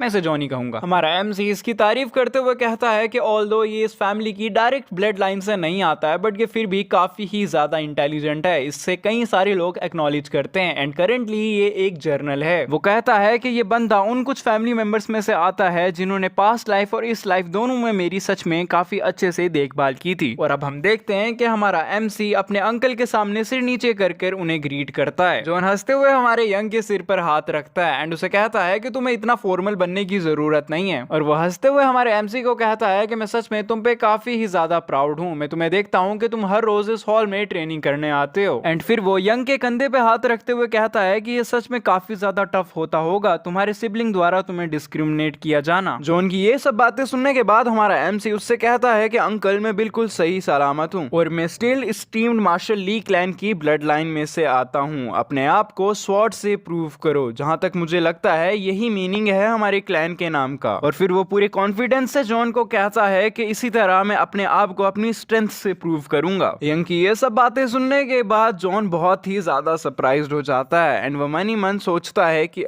इस बच्चे को तो इलिजिटिमेट नहीं होना चाहिए था, यानी नाजायज औलाद की तरह पैदा नहीं होना चाहिए था। और फिर जॉन जानबूझकर टॉपिक चेंज करते हुए हमारे यंग को कहता है कि मुझे लगता है कि तुम उस उम्र तक आ चुके हो जब तुम्हारी नेमिंग सेरेमनी होने वाली होगी। एंड फिर जॉन थोड़ा हेजिटेट करते हुए आगे कहता है कि हालांकि मैं थोड़ा लेट हूँ बट मैं तुम्हारा टीचर बनना चाहूंगा तुम्हारी नेमिंग सेरेमनी के लिए, क्या बोलते हो, तुम खुश हो ना। ये सुनने के बाद हमारा एमसी थोड़ा सरप्राइज्ड हो जाता है एंड फिर हमारा एमसी उसे आगे कहता है कि नहीं मैं इसे एक्सेप्ट नहीं कर सकता हूँ बट थैंक यू। हम देखते हैं कि हमारा जॉन हमारे एमसी से ये तो एक्सपेक्ट नहीं कर रहा था, वो काफी ही ज्यादा सरप्राइज्ड दिखता है। फिर वो हमारे एमसी से हड़बड़ाहट में पूछता है कि रुको जरा, क्या तुम मुझसे सेटिस्फाइड नहीं हो, क्या तुम मुझे अपना टीचर की तरह नहीं देख सकते हो। ये सुनने के बाद हमारा एमसी थोड़ा सा घबरा जाता है एंड वो जॉन से कहता है कि ऑफ कोर्स ऐसा बिल्कुल भी नहीं है। वो कहता है कि क्या ये फैमिली का रूल नहीं है कि बच्चे अपनी नेमिंग सेरेमनी से पहले अपने टीचर को सिलेक्ट नहीं कर सकते हैं, एंड इसी कारण मैं आपको किसी भी परेशानी में नहीं डालना चाहता हूँ। यंग की ये बात सुनने के बाद जॉन कहता है कि बट तुम्हारे भाई बहनों ने तो सारे रूल तोड़ दिए हैं, वो तो काफी अच्छे टीचर्स के साथ ट्रेनिंग कर रहे हैं एंड काफी न्यूट्रिशियस खाना भी खा रहे हैं। ये सुनने के बाद हमारा यंग जॉन से कहता है कि मैं मानता हूँ कि रूल्स को तोड़ना नहीं चाहिए, चाहे बाकी के लोग उन्हें तोड़ क्यों ना रहे हों, और जैसा कि मैंने पहले कहा मैं अपने आप को अपनी खुद की स्ट्रेंथ से प्रूव करना चाहता हूँ। यंग की ये सब बातें सुनने के बाद जॉन सोचता है कि क्या ये बच्चा सच में 9 साल का है। इसकी आंखें ऐसी हैं जैसा लग रहा है कि मैं अपने बड़े भाई की आंखों में देख रहा हूँ। और अब हम अपने जॉन को देखते हैं जो कि आह छोड़ते हुए हमारे एमसी से कह रहा होता है कि ऐसा लगता है कि मैं तुम्हारी दिमाग को बदल नहीं पाया। एंड फिर वो हमारे जॉन के सिर पर हाथ रखकर उसे परेशान करते हुए कहता है कि तुम अपने बाप की तरह ही बहुत ही ज्यादा जिद्दी हो। और फिर थोड़ी देर बाद हम जॉन को देखते हैं जो कि काफी डिसअपॉइंट दिख रहा होता है एंड वो कहता है कि ये तुम्हारा अंकल तुम्हारे लिए कुछ कर नहीं पा रहा है, ये चीज मुझे काफी ज्यादा बॉदर कर रही है। जिसके बाद वो हमारे एमसी से पूछता है कि क्या ऐसा कुछ है जो मैं तुम्हारे लिए कर सकता हूँ। ये सुनने के बाद हमारा एमसी काफी ज्यादा खुश हो जाता है एंड उसकी आंखें चमकने लग जाती हैं। वो मन ही मन सोचता है कि शुक्रिया अंकल, मैं आपका यही बोलने का इंतजार कर रहा था। एंड फिर यंग हेजिटेट करते हुए इससे कहता है कि अगर सच कहूँ तो मुझे आपसे एक फेवर चाहिए था। ये सुनने के बाद जॉन कहता है कि अच्छा ऐसा है क्या, मुझे बताओ क्या चाहिए तुम्हें। ये सुनने के बाद यंग मुस्कुराने लग जाता है एंड उसे कहता है कि मैं ये देखना चाहता हूँ कि सीक्रेट वेयर हाउस के अंदर क्या है। यंग की ये रिक्वेस्ट सुनने के बाद जॉन हक्का बक्का रह जाता है, उसने कभी एक्सपेक्ट नहीं किया था कि यंग ये फेवर मांगेगा। और फिर हमें थोड़ी देर बाद का सीन दिखाया जाता है जहां पर हम देखते हैं कि हमारा जॉन सच में हमारे एमसी को इस सीक्रेट वेयर हाउस में अपनी गाड़ी में बिठा कर ले आया है। हम देखते हैं कि जैसे ही हमारी जॉन की गाड़ी इस वेयर हाउस के सामने पहुंचती है तभी इस गाड़ी को इस गार्ड द्वारा रुकवा दिया जाता है। फिर हम देखते हैं कि ये गार्ड हमारे जॉन के पास जाता है एंड उसे कहता है कि माफ कीजिएगा बट आपको अपनी आइडेंटिटी बतानी पड़ेगी, साथ में अंदर जाने का एक विजिटिंग कार्ड भी बताना पड़ेगा। ये सुनने के बाद हमारा जॉन इस बंदे को यानी इस गार्ड को अपना आइडेंटिटी कार्ड दिखाता है एंड कहता है कि मैं जर्नल तायोंग हूँ एंड ये सिर्फ और सिर्फ एक रेगुलर इन्वेंटरी चेकअप है। एंड फिर जॉन पीछे की तरफ इशारा करते हुए कहता है कि और मेरे साथ अंदर यहाँ पर मार्शल ली क्लैन के यंगेस्ट सन हैं जो कि यहाँ पर मेरे साथ एक फील्ड ट्रिप पे आए हैं। और फिर हम देखते हैं कि ये सब बातें सुनने के बाद ये गार्ड जल्दी से हमारे जॉन एंड हमारे यंग को सैल्यूट करता है एंड कहता है कि मैंने आपकी एंट्री को अलाउ कर दिया है, आप अंदर जा सकते हैं। जिसके बाद इनकी गाड़ी यहाँ से अंदर चली जाती है एंड अब हम अपने एमसी को देखते हैं जो कि यही सोच रहा होता है कि अब मुझे बच्चों की तरह फैसिनेटेड होने की एक्टिंग करनी पड़ेगी। जिसके बाद हम अपने एमसी को देखते हैं जो कि एक्साइटेड होने की एक्टिंग कर रहा होता है। हमारे यंग को ऐसा बिहेव करता देख जॉन कहता है कि क्या तुम सच में इतने ज्यादा एक्साइटेड एक्साइटेड हो? इसके जवाब में हमारा यंग कहता है कि ऑफ कोर्स मैं बहुत ज्यादा एक्साइटेड हूँ। सीक्रेट वेयर हाउस वही जगह है जहाँ पर हमारी फैमिली के सारे ट्रेजर्स को स्टोर करके रखा गया है। एंड फिर इसी के साथ वो अपनी बात खत्म करते हुए अपने मन ही मन सोचता है एंड जो चीज मुझे चाहिए वो भी इसी वेयर हाउस के अंदर ही है। एंड फिर वो मुस्कुराने लग जाता है और फिर कुछ ही देर बाद हमें इस फैमिली के वेयर हाउस की बिल्डिंग दिखाई जाती है। हमें हमारा एमसी बताता है कि लेजेंड्स के वेपन्स एंड ऐसे रिलिक्स जिनके बारे में कभी तुमने सोचा नहीं होगा एंड वो हर चीज जिसके बारे में लोग बात करते हैं वो सारी चीजें इस फैमिली के वेयर हाउस में मिल जाएंगी। और फिर हम मार्शल ली क्लैन के सीक्रेट वेयर हाउस के अंदर का सीन देखते हैं जहां पर कई सारे चमचमाते वेपन्स एंड ट्रेजर्स पड़े होते हैं। और अब हम अपने एमसी को यहाँ अंदर आते हुए देखते हैं जो कि इस बार सच में इन सब चीजों को देखकर काफी ही ज्यादा एक्साइटेड हो जाता है एंड हमारा ये जॉन भी इसे देखकर खुश होता है। फिर हम जॉन को देखते हैं जो कि एक लिफ्ट का बटन दबाते हुए हमारे एमसी को ये बता रहा होता है कि इस सीक्रेट वेयर हाउस के बेसमेंट में वो वेपन्स छुपाए गए हैं जिन्हें कई तरह के रीजंस की वजह से सील्ड किया गया था। ये सब सुनने के बाद हमारा एमसी एक्साइटेड एक्ट करते हुए इस जॉन से पूछता है कि मैंने सुना है कि यहाँ पर मॉन्स्टर लेवल के वेपन्स भी हैं जिन्होंने अपने ओनर्स को ही खा लिया था। इसका जवाब में हमारा जॉन कहता है कि हाँ तुमने बिल्कुल सही कहा, तुम तो बड़े अवेयर निकले। एंड फिर वो हमारे एमसी को आगे डराते हुए कहता है कि तुम जैसे ही उस वेपन को हाथ लगाओगे वो तुम्हारी बॉडी और हार्ट दोनों खा जाएंगे। एंड फिर हमारा एमसी भी डरने की एक्टिंग करता है। हमारे एमसी को ऐसे डराने के बाद ये जॉन उससे कहता है कि क्या तुम डर गए? ये सुनने के बाद हमारा एमसी चिल्लाते हुए कहता है कि बिल्कुल नहीं, मैं बिल्कुल नहीं डरा। एंड फिर हमारा जॉन हंसने लग जाता है एंड वो आगे हमारे एमसी को कहता है कि तुम चिंता मत करो, हम उस डेंजरस जगह पे नहीं जाएंगे। और अब हम देखते हैं कि लिफ्ट ऊपर आ चुकी होती है एंड फिर हमारा एमसी यहाँ इसके अंदर जाने लग जाता है। तभी जॉन इसे कहता है कि मेरा ऊपर बिजनेस है, मैं इसे खत्म करता हूँ, तब तक तुम जाओ नीचे जाकर घूम लो। इसके जवाब में हमारा यंग इस लिफ्ट के अंदर जाते हुए कहता है कि ठीक है अंकल। जिसके बाद हम देखते हैं कि लिफ्ट का दरवाजा बंद हो जाता है एंड फिर ये हमारा एमसी उसे अलविदा कहता है। और अब हम देखते हैं कि जैसे ही हमारा यंग अकेला होता है वो राहत की सांस छोड़ते हुए कहता है कि ओह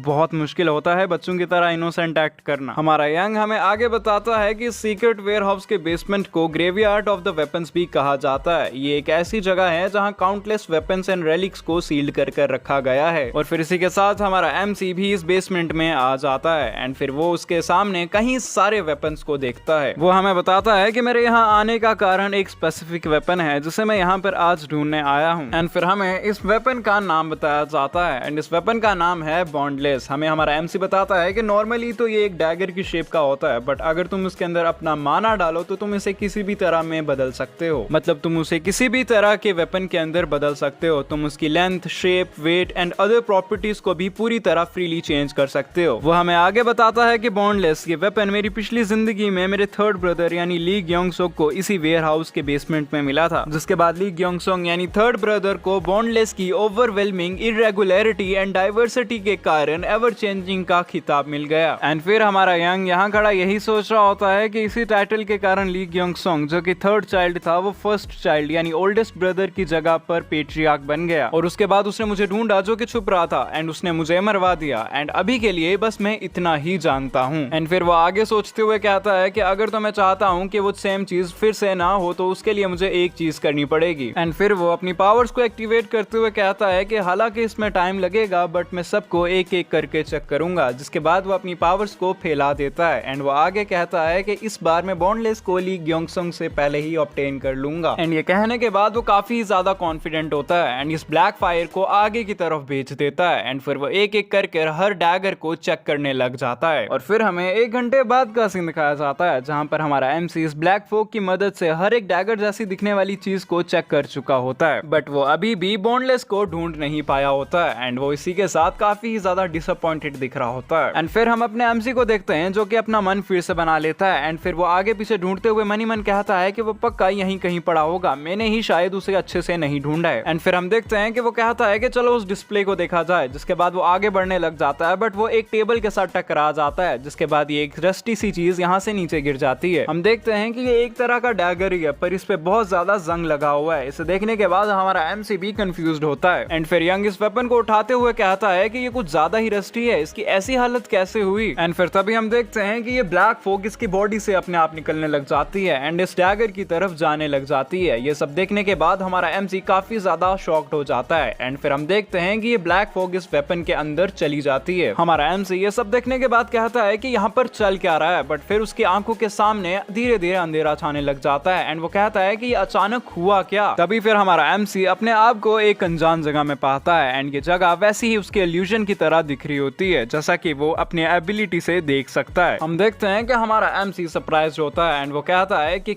मैं कहाँ आ चुका हूँ। एंड फिर हम एमसी के आगे पीछे देखते हैं जहाँ पर कई सारे कंकाल होते हैं एंड कई सारी स्वॉर्ड धसी होती हैं। और फिर हम अपने यंग को देखते हैं जो कि यहाँ से उठकर आगे बढ़ने लग जाता है एंड वो मन ही मन सोच रहा होता है कि क्या ये मेमोरीज उसी रस्टी वेपन की हैं, पर ये बाकी सब मेमोरीज से काफी ही ज्यादा अलग फील हो रही है। इससे पहले जितनी भी मैंने मेमोरीज पढ़ी हैं दूसरे वेपन्स की, ये सबसे अलग है। मुझे यहाँ ऐसा फील हो रहा है कि मैं जैसे यहाँ सच में एग्जिस्ट कर रहा हूँ। मेरे आसपास की चीजें मुझे बहुत ज्यादा रियल लग रही हैं। ऐसा लग रहा है कि मैं यहाँ पर पहले से प्रेजेंट हूँ। एंड अब हम ये भी देखते हैं कि हमारा यंग आगे पीछे देख रहा है ताकि वो अपनी सराउंडिंग्स को अच्छे से समझ पाए एंड पता लगा पाए वो है कहाँ पे है। पर तभी अचानक हमारे एमसी को कुछ फील होता है जिससे उसके रोंगटे खड़े हो जाते हैं। उसे यहाँ पर कुछ भी सही नहीं लग रहा होता है एंड फिर वो बहुत जल्दी से पीछे मुड़ता है। एंड फिर हमारा यंग ये रियलाइज करता है कि वो एक बहुत ही मिस्टीरियस सी शैडो के सामने खड़ा है। एंड मुझे भी एग्जैक्टली ये नहीं पता कि ये शैडो है क्या चीज है, क्या ये एक मॉन्स्टर है या एक डीमन। हमारा एमसी इसे देखने के बाद ये सोचता है कि इसकी प्रेजेंस इतनी ज्यादा ओवरवेलमिंग है कि जिस नेचर ने इसे बनाया है वो भी इसे देखकर डर जाएगी। एंड फिर वो हमें इस मॉन्स्टर के बारे में बताता है कि ये एक प्राइमियल मॉन्स्टर है जो कि एक ब्लू कलर के होल से निकला था बहुत साल पहले, यानी एशियन टाइम में। इस मॉन्स्टर ने अपीयर होने के बाद अनगिनत जानों को लिया एंड अनगिनत लोगों को निगल लिया था। एंड ये मॉन्स्टर है एक अपोक्लिप्स रैंक का मॉन्स्टर। और अब हम इसी के साथ हमारे एमसी को इस खतरनाक, इस जाइगेंटिक मॉन्स्टर के सामने खड़ा देखते हैं। हम देखते हैं कि ये मॉन्स्टर एक पहाड़ जितना बड़ा है एंड इसकी बॉडी से कई सारे टेंटिकल्स निकल रहे हैं। इसके इतने बड़े साइज और इसकी प्रेजेंस को देखकर हमारा एमसी बहुत ज्यादा डर जाता है एंड उसके पांव कांपने लग जाते हैं। वो मनी मन यही सोचने लग जाता है कि अब मैं आज मरने वाला हूँ। एंड वो मनी मन ये भी कहता है कि ऐसा हो ही नहीं सकता है कि मैं इस जैसे बीस्ट से लड़ाई कर सकता हूँ। एंड फिर हम अपने एमसी के चेहरे को देख पाते हैं जिसका रंग पूरी तरह उड़ चुका है एंड वो डर से कपकपा रहा है। जिसके बाद हमारा एमसी धीरे धीरे पीछे होने लग जाता है एंड वो मनी मन कहता है मुझे यहाँ से भागना पड़ेगा, मुझे यहाँ से भागना पड़ेगा। जिसके बाद वो धीरे धीरे पीछे होने तो लग जाता है बट वो नीचे गिर जाता है। उसी समय हमारे एमसी को किसी की पैरों की आहट सुनाई देती है। ऐसा लग रहा होता है कि कोई हमारे एमसी को पीछे से अप्रोच कर रहा है। जिसके बाद हमारा एमसी पीछे मुड़ता है जहाँ पर उसे एक इकलौता बंदा एक लंबी सी स्वॉर्ड के साथ आगे बढ़ते हुए देखता है जो कि इस बड़े से मॉन्स्टर की तरफ ही बढ़ रहा होता है। इस बंदे को देखने के बाद हमारा एमसी सरप्राइज्ड हो जाता है एंड वो कहता है कि ये बंदा मेरे पीछे कब आया। पर इससे पहले हमारा यंग कुछ और समझ पाता, ये बंदा अपनी स्वॉर्ड को जोर से पकड़कर इस मॉन्स्टर की तरफ बहुत तेजी से बढ़ जाता है एंड बहुत ही ऊंची छलांग लगाता है। और फिर हम इस बंदे को हवा में देखते हैं जो कि अपना अटैक प्रिपेयर कर रहा होता है एंड हम अब इसको देखते हैं जो कि मॉन्स्टर के सामने ही होता है। और फिर तभी हम देखते हैं कि ये बंदा सिर्फ एक सिंगल स्लैश लगाता है जिससे उसके दुश्मन के 2 टुकड़े हो जाते हैं एंड हमें सुनाई देती है इसके बहुत ही खतरनाक दहाड़ने की आवाज। हम देखते हैं कि इस बंदे के अटैक से एक लाइट रे बन चुकी है जो कि इस मॉन्स्टर के पूरे शरीर के बीच से निकली है एंड थोड़े समय बाद हम देखते हैं कि हमारे इस मॉन्स्टर के चिथड़े उड़ जाते हैं। और फिर हम देखते हैं कि इस मॉन्स्टर के मरने के बाद इसका खून आगे पीछे फैल जाता है जिससे यहाँ पर खून की बारिश होने लग जाती है। और अब हमें हमारे यंग का सीन दिखाया जाता है जो कि अभी भी बहुत ही ज्यादा हक्का बक्का होता है। हम देखते हैं कि हमारा यंग अभी भी अपनी आंखों के सामने जो हुआ उसको देखकर भरोसा नहीं कर पा रहा था। ये इतना खतरनाक मॉन्स्टर एक सिंगल अटैक से मारा गया,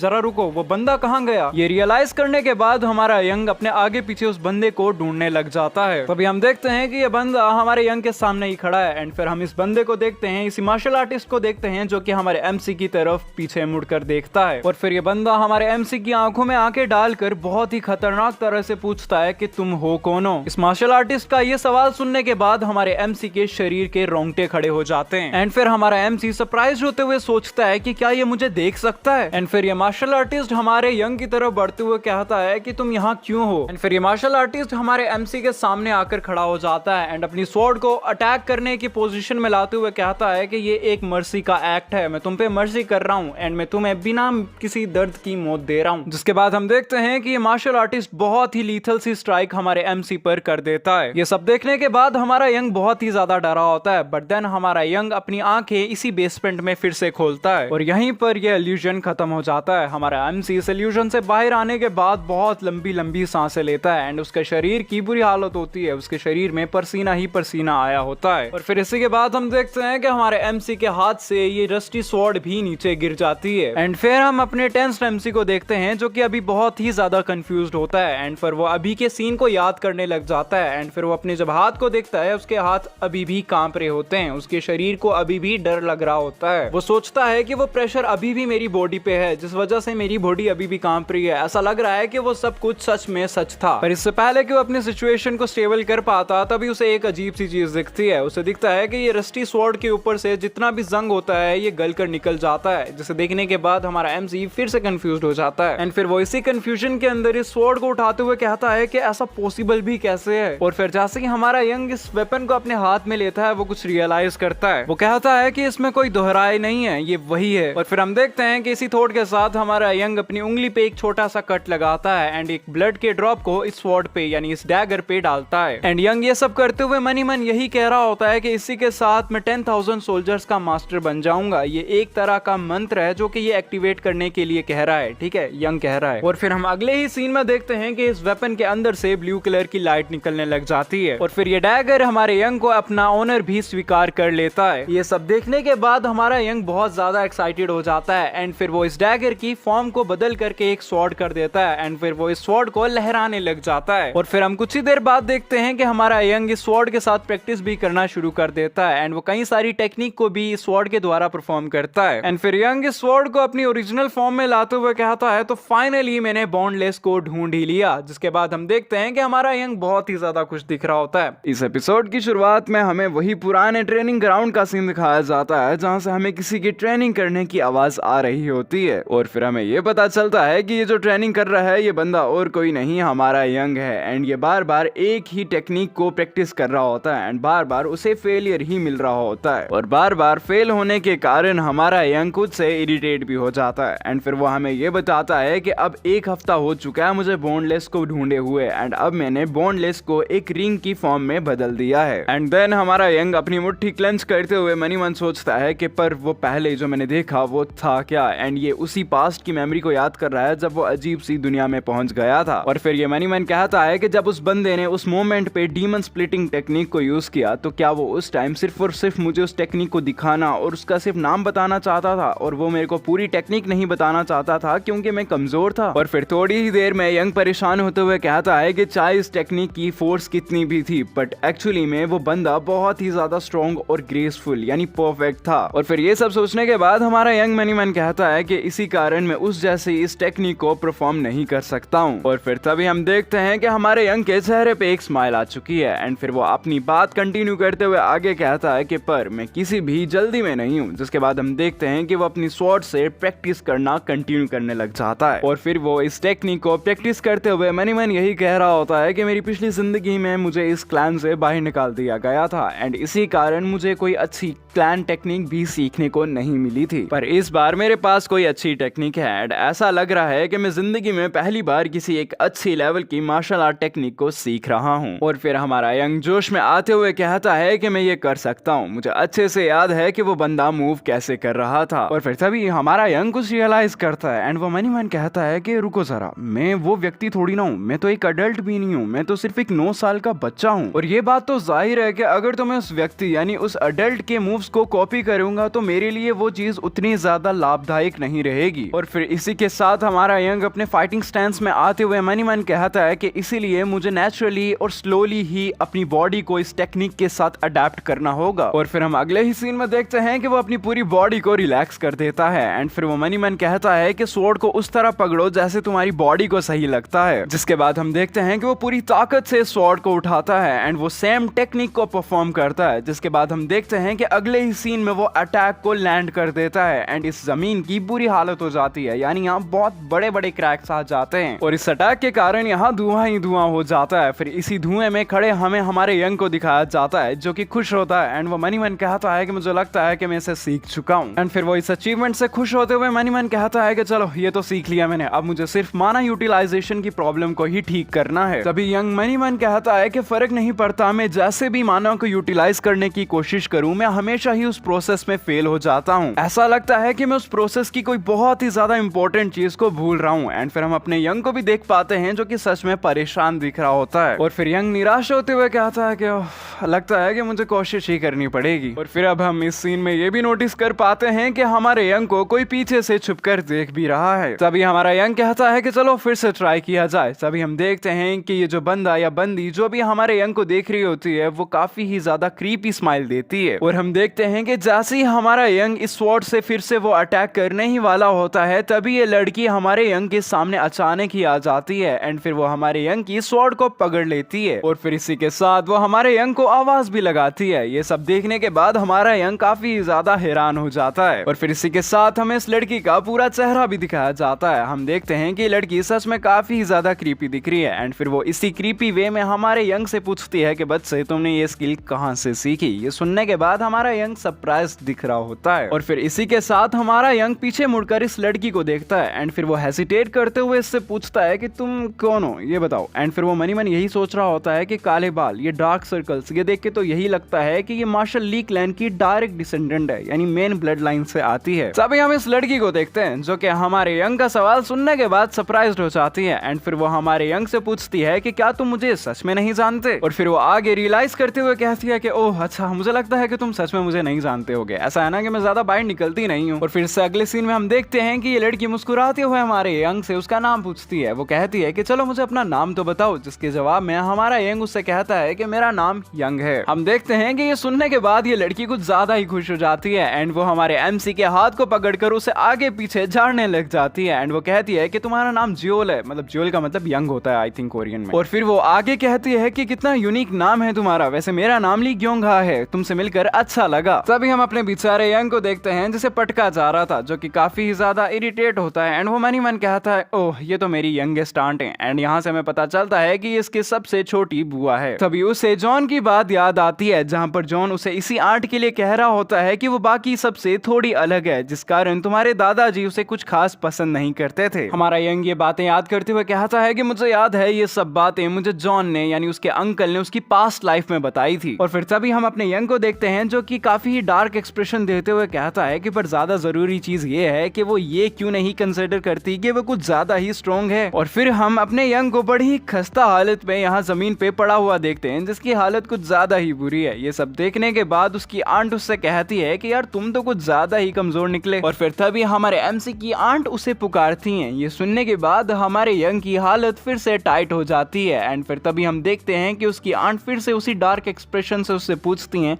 कि बच्चे तुमने ये स्किल कहाँ से सीखी। ये सवाल सुनने के बाद हमारा यंग डरते हुए इससे पूछता है कि ऐसा तुमने क्यों पूछा। इसके जवाब में ये औरत हमारे यंग को बताती है कि जो टेक्निक तुमने अभी इस्तेमाल करी वो एक एंशिएंट मार्शल आर्ट है, और मुझे एंशिएंट मार्शल आर्ट्स बहुत बहुत ज्यादा पसंद है, इसीलिए मैं काफी ज्यादा क्यूरियस हूँ और इसी कारण मैं तुमसे ये पूछ भी रही हूँ। जिसके बाद हम देखते हैं कि हमारी यंग की आंट उससे एक्साइटेड होते हुए कहती है कि तुम्हें पता है कि कहीं साल पहले यानी एंशिएंट समय में एंशिएंट मॉन्स्टर हुआ करते थे, एंड इसी के साथ वो हमारे यंग को कुछ निकाल के देने लग जाती है। एंड फिर हम देखते हैं कि ये चीज कुछ और नहीं एक किताब होती है, एंड वो हमारे यंग को कहती है कि ये लो तुम्हारे लिए एक तोहफा। ये किताब लेने के बाद हमारा यंग सरप्राइज्ड होता है, एंड वो कहता है कि एक तोहफा, एंड तभी ये औरत हमारे यंग को कहती है कि हाँ एक तोहफा, जल्दी से इसे खोलो। हम देखते हैं कि हमारा यंग इस किताब को अपने हाथ में लेने के बाद इसके पेज पलटाने लग जाता है, एंड फिर वो इसे देखते हुए मन ही मन कहता है कि इसकी हैंड राइटिंग के कारण इसे पढ़ना मुश्किल हो रहा है, बट ऐसा लगता है कि ये एक माना टेक्निक है। और फिर वो आगे कहता है कि ना सिर्फ इसके अंदर माना टेक्निक है, यहाँ पे कई सारी चीजें मार्शल आर्ट के बारे में भी लिखी गई हैं। यंग इस किताब को आगे पढ़ते हुए कहता है कि इस किताब में लिखे गए मार्शल आर्ट्स के लेवल काफी ही ज्यादा हाई हैं, जिस कारण मुझे इसे समझने में काफी दिक्कत भी हो रही है। और फिर हमारा यंग आगे कहता है कि ऐसा लगता है कि जितनी सारी अफवाहें भी मेरी आंट के बारे में फैलाई जा रही हैं वो सच नहीं है। और फिर तभी हमारा यंग ये किताब पढ़ते हुए अपनी आंट से पूछता है कि ये क्या है। हमारे यंग का ये सवाल सुनने के बाद उसकी आंट काफी ज्यादा खुश हो जाती है, एंड फिर वो एक्साइटेड होते हुए कहती है कि तुम इस पार्ट की बात कर रहे हो। एंड फिर वो आगे बताती है कि ये एक पुराने जमाने की माना टेक्निक है, और इस टेक्निक के अंदर माना पाथ्स को एज अ बेसिस यूज किया जाता है। और फिर ये आंट उसे आगे बताती है कि पुराने जमाने में माना सर्कल को इस्तेमाल ना करके माना पाथ्स को ही सिर्फ इस्तेमाल किया जाता था। हमारी मॉडर्न माना टेक्निक के अंदर हम अपने माना को अपने हार्ट के अंदर यानी अपने दिल के अंदर स्टोर कर सकते हैं, पर क्या इस इसका मतलब ये है कि हमें पुरानी जितनी भी माना टेक्निक्स हैं उन्हें कचड़े की तरह देखना चाहिए। अपनी आंट की ये सब बातें सुनने के बाद हमारा यंग सरप्राइज्ड होते हुए मन ही मन कहता है कि इसके बारे में तो मैंने कभी सोचा ही नहीं। और फिर तभी उसकी आंट फिर से कह पड़ती है कि ऐसा भी हो सकता है कि पुरानी माना टेक्निक्स जो अभी की हम माना टेक्निक इस्तेमाल कर रहे हैं उससे कहीं गुना बेटर भी हो सकती हैं। और फिर वो आगे कहती हैं कि हालांकि मैं सिर्फ और सिर्फ एम्पलीफिकेशन एंड ट्रांसफॉर्मेशन टेक्निक्स के बारे में ही ढूंढ रही हूँ, बट यहाँ फिर भी बहुत ही कम रिकॉर्ड्स हैं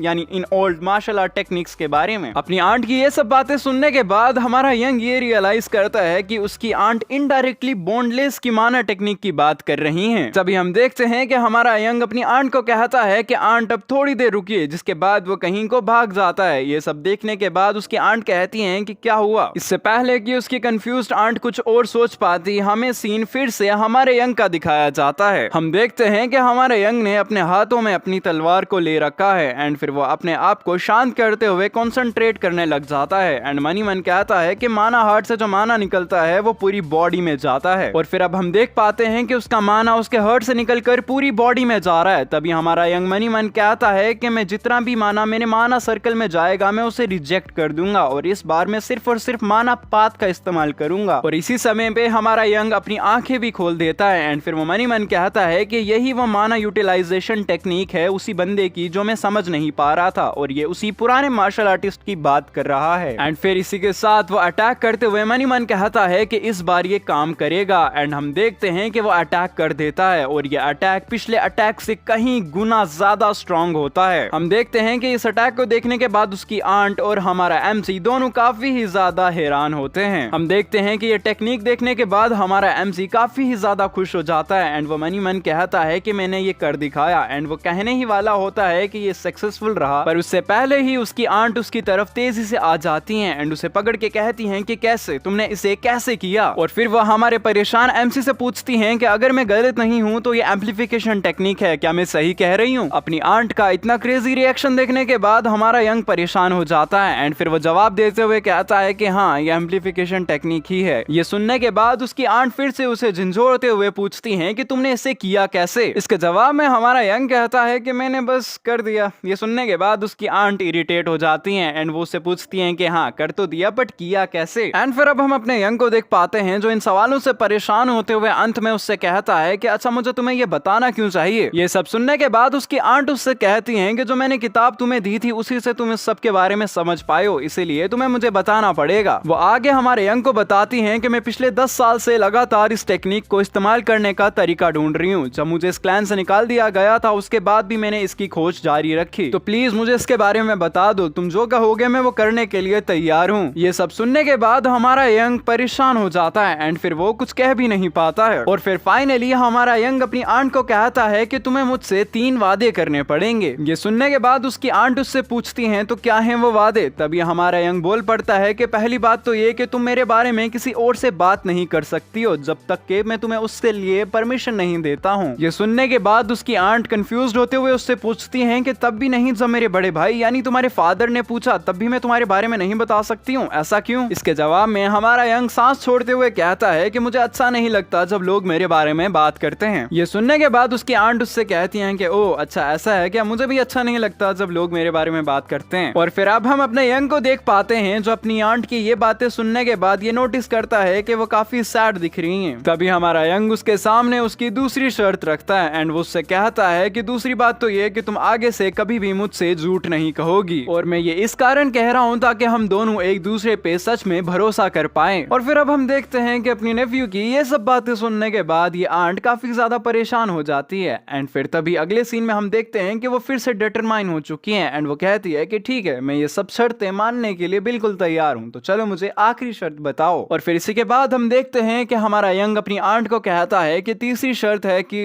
इससे पहले कि हम जान पाते हैं कि ये तीसरा प्रॉमिस क्या था ये सीन यहीं पे कट जाता है एंड फिर हमें 1 साल बाद का सीन दिखाया जाता है। हम देखते हैं कि हमारी यंग की मेड यानी मून उसको पुकारते हुए इस पुराने मार्शल आर्ट ट्रेनिंग सेंटर में आती हैं जहां पर हमारा यंग प्रैक्टिस कर रहा होता है। हम देखते हैं कि हमारा यंग मून को देखकर थोड़ा सरप्राइज्ड होता है। वो उससे पूछता है कि आप यहाँ क्या कर रही हो और ये आपके हाथ में क्या है। और हम ये भी देख पाते हैं कि हमारे यंग के पीछे उसकी आंट हैं जिनको मैं आगे से एनी कहूंगा एंड हमारा यंग अब 10 साल का हो चुका है। तभी मून हड़बड़ाते हुए हमारे यंग के सामने एक लेटर करती है एंड वो उससे कहती है कि जल्दी से इसे खोल के देखिए। हम देखते हैं कि ये लेटर देखने के बाद एनी भी सरप्राइज्ड होती है एंड हमारा यंग इस लेटर को खोलते हुए मन ही मन कहता है कि फाइनली ये आ गया। और फिर हमें इस लेटर को पूरा दिखाया जाता है जहां से हमें पता चलता है कि ये यंग की नेमिंग सेरेमनी का ऑर्डर है।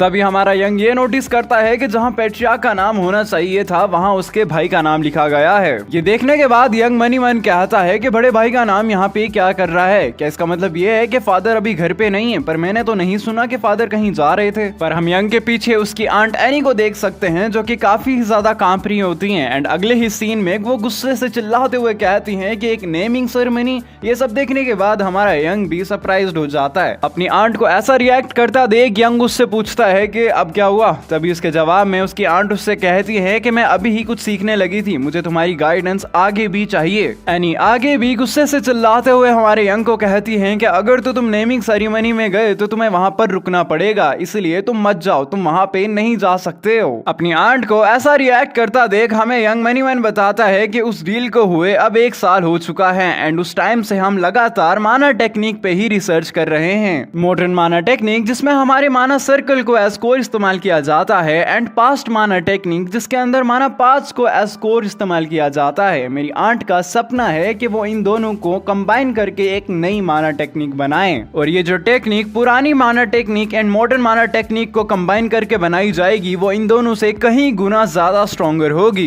हमें यंग बताता है कि इस माना टेक्निक के अंदर सबसे पहले तो माना को माना सर्कल के अंदर स्टोर करना होता है एंड उस स्टोर किए गए माना को इस्तेमाल करने के लिए हम माना पार्ट्स का इस्तेमाल करते हैं और इसी माना टेक्निक की बदौलत मैं पहले से कहीं गुना ज्यादा मानों को यूटिलाइज कर पा रहा हूँ एंड ये काफी ज्यादा एफिशिएंट भी है और मैं बाकी के बच्चों से जो मेरी एज के हैं मैं काफी ज्यादा माना स्टोर भी कर पा रहा हूँ। तभी उसकी आंट हेजिटेट करते हुए उससे पूछती हैं कि क्या तुम्हें सच में जाना पड़ेगा और फिर वो आगे भी हेजिटेट करते हुए उससे कहती हैं कि तुम मत ही जाओ यार, वहाँ पे क्या ही करोगे जाके, यहाँ पर माना टेक्निक को सीखना ज्यादा फन रहेगा, क्या बोलते हो? अपनी आंट की ये सब बातें सुनने के बाद हमारा यंग अब इरिटेट हो जाता है और वो अपनी आंट को जवाब देता है कि तुम्हें तो पता ही है कि मुझे जाना ही पड़ेगा। ये सुनने के बाद उसकी आंट इमोशनल एक्ट करने लग जाती हैं एंड फिर वो रोने लग जाती हैं। बट तभी हमारा यंग अपनी बात कंटिन्यू करते हुए कहता है कि तुम टेंशन मत लो, मैं बाकियों से बहुत कम टाइम लूंगा एंड मैं जल्दी ही आ जाऊंगा ताकि हम अपने काम को जल्दी से जल्दी खत्म भी कर पाएं। हमारी यंग की ये बात सुनने के बाद इमोशनल एनी कंफ्यूज्ड हो जाती है और फिर वो यंग से पूछती है कि कैसे, तुम कैसे करोगे? तुम्हें पता है वहां जाने के बाद तुम अपने लेसन्स के साथ कितने ज्यादा बिजी हो जाओगे। ये सुनने के बाद हमारा यंग मुस्कुराने लग जाता है एंड फिर वो कॉन्फिडेंटली अपनी आंट को कहता है कि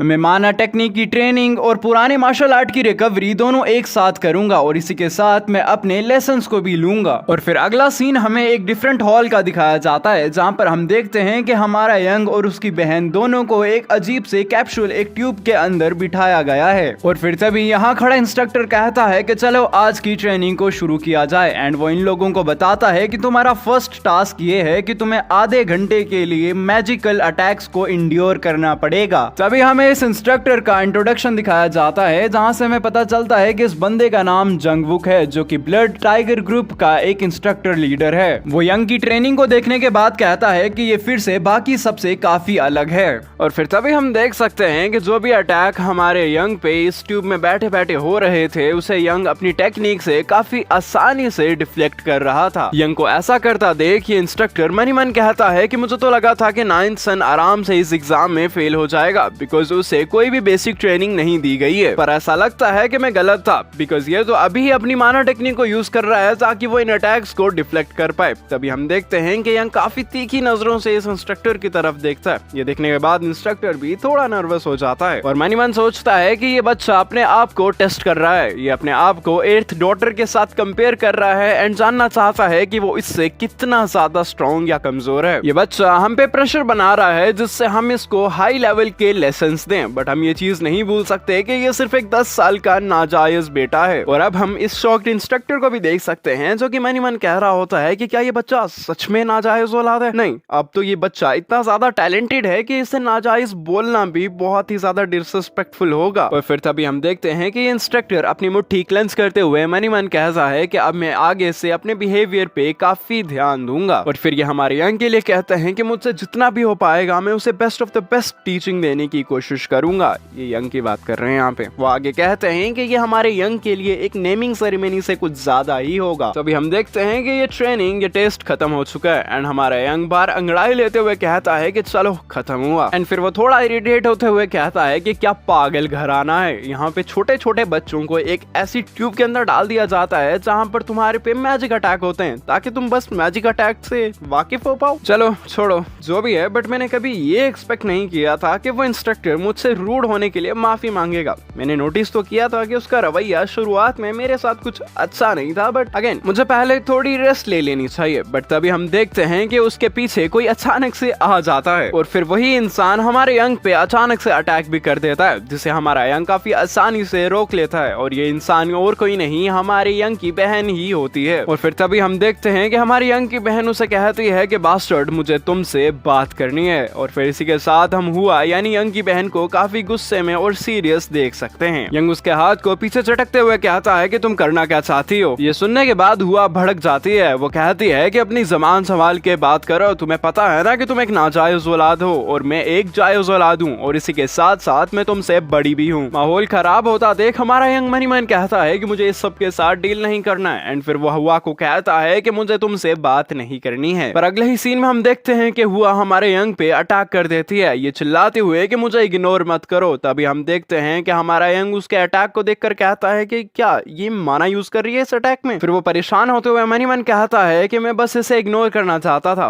पर अब और कोई चारा नहीं है। तभी हम देखते हैं कि यंग काफी आसानी से इस अटैक को डॉज कर लेता है एंड फिर वो हमारी हुआ यानी उसकी बहन का गला पकड़ लेता है। हम देखते हैं कि यंग इसे कॉलर से पकड़ते हुए कहता है कि अगर तुम्हें रोना ही है तो जाओ अपनी माँ की बाहों में जाके रहो, मैं पहले ही काफी ज्यादा बिजी हूँ, मुझे परेशान मत करो। जिसके बाद हम देखते हैं कि ये इसे छोड़ देता है एंड फिर हमारा यंग यहाँ से जा ही रहा होता है कि तभी ये उसे पीछे से कहती है कि ये सारी गलती तुम्हारी है, जो तुमने स्टील रिचुअल सेरेमनी में किया ये सब उसी के कारण हो रहा है। और फिर वो आगे काफी गुस्से से चिल्लाते हुए कहती है कि मुझे हमेशा तुम्हारे साथ कंपेयर किया जाता है, तुम क्यों यहाँ से चले नहीं जाते हो, तुम बाकी के नाजायज औलादों की तरह इनविजिबल क्यों नहीं रहते हो, अलग क्यों नहीं रहते हो। ये बिल्कुल भी फेयर नहीं है, मैं रातों को सो भी नहीं सकती हूँ, ना मैं कुछ खा सकती हूँ, मैं हमेशा ट्रेनिंग ही कर रही होती हूँ। बट दूसरी तरफ तुम हो जो कि पैदा ही टैलेंटेड हुए थे। मैं ऐसा चाहती तो नहीं थी, बट माँ इससे पहले कि वो कुछ कह पाती वो अपने मुंह पे हाथ रख लेती है एंड वो रियलाइज करती है कि वो कुछ गलत कहने वाली थी। ये सब बातें सुनने के बाद यंग हुआ से कहता है कि ऐसा लगता है कि हर चीज के लिए दूसरों को ब्लेम करना काफी अच्छा लगता है ना सबको, पर क्या करूं, जैसा कि तुमने कहा मैं एक नाजायज औलाद हूं, इसीलिए मैं तो किसी को ब्लेम भी नहीं कर सकता हूं। और फिर वो आगे उसे काफी ब्लंटली जवाब देता है कि अगर तुम सो नहीं सकती हो तो सोया मत करो, और अगर तुम्हारे कुछ ना खाने से तुम मेरी बराबरी कर सकती हो तो कुछ खाया भी मत करो। फिर वो इसी के साथ यहाँ से निकलते हुए कहता है कि अगर तुम मुझे इतना ही पसंद नहीं करती हो तो जल्दी से मुझे कोई सरप्राइज दो और मुझे पीछे धकेल दो, जिसके बाद तुम मुझसे माफी मंगवा सकती हो और तुम जान लो कि हमारी फैमिली ऐसे ही चलती है। ये सब बातें सुनने के बाद हुआ काफी ज्यादा गुस्सा दिख रही होती है एंड फिर वो इसी गुस्से में हमारे यंग को एरोगेंट बास्टर्ड कहती है एंड फिर वो आगे फुल चिल्लाते हुए कहती है कि ठीक है, इस नेमिंग सेरेमनी में मैं तुमसे काफी अच्छा परफॉर्म करूंगी और मैं ये भी इंश्योर करूंगी कि तुम मुझसे माफी की भीख मांगो। ये सब सुनने के बाद हमारा यंग पीछे मुड़कर मुस्कुराते हुए कहता है कि अच्छा ऐसा है क्या, मैं इंतजार करूंगा। और फिर कुछ समय बाद हमें एक स्पेशल हॉल का सीन भी दिखाया जाता है जहां पर सिर्फ फैमिली के डायरेक्ट डिसेंडेंट ही ट्रेनिंग के लिए आ सकते हैं। तभी हम देखते हैं कि इस हॉल में हमारी इस क्लैन की मेट्रियार्क और हुआ की माँ यानी हमारे यंग की स्टेप मॉमी आती हैं। ये सब देखने के बाद यानी इन्हें देखने के बाद यहाँ की मेट्स कतराने लग जाती हैं और फिर हम देखते हैं कि हमारे यंग की स्टेप मॉमी काफी गुस्से में इन मेट्स को कहती है कि यहाँ से दफा हो जाओ, मुझे अपनी बेटी से कुछ बात करनी है। अब हमें हॉल के अंदर का सीन दिखाया जाता है जहाँ पर हम देखते हैं कि हुआ काफी शिद्दत से अपनी ट्रेनिंग कर रही है। तभी उसकी मॉम हॉल के अंदर आते हुए उससे पूछती हैं कि तुम क्या कर रही हो। ये सुनने के बाद हुआ काफी सरप्राइज्ड हो जाती है। अपनी मॉम को अपने सामने देखकर वो काफी डर जाती है एंड वो जवाब में कहती है,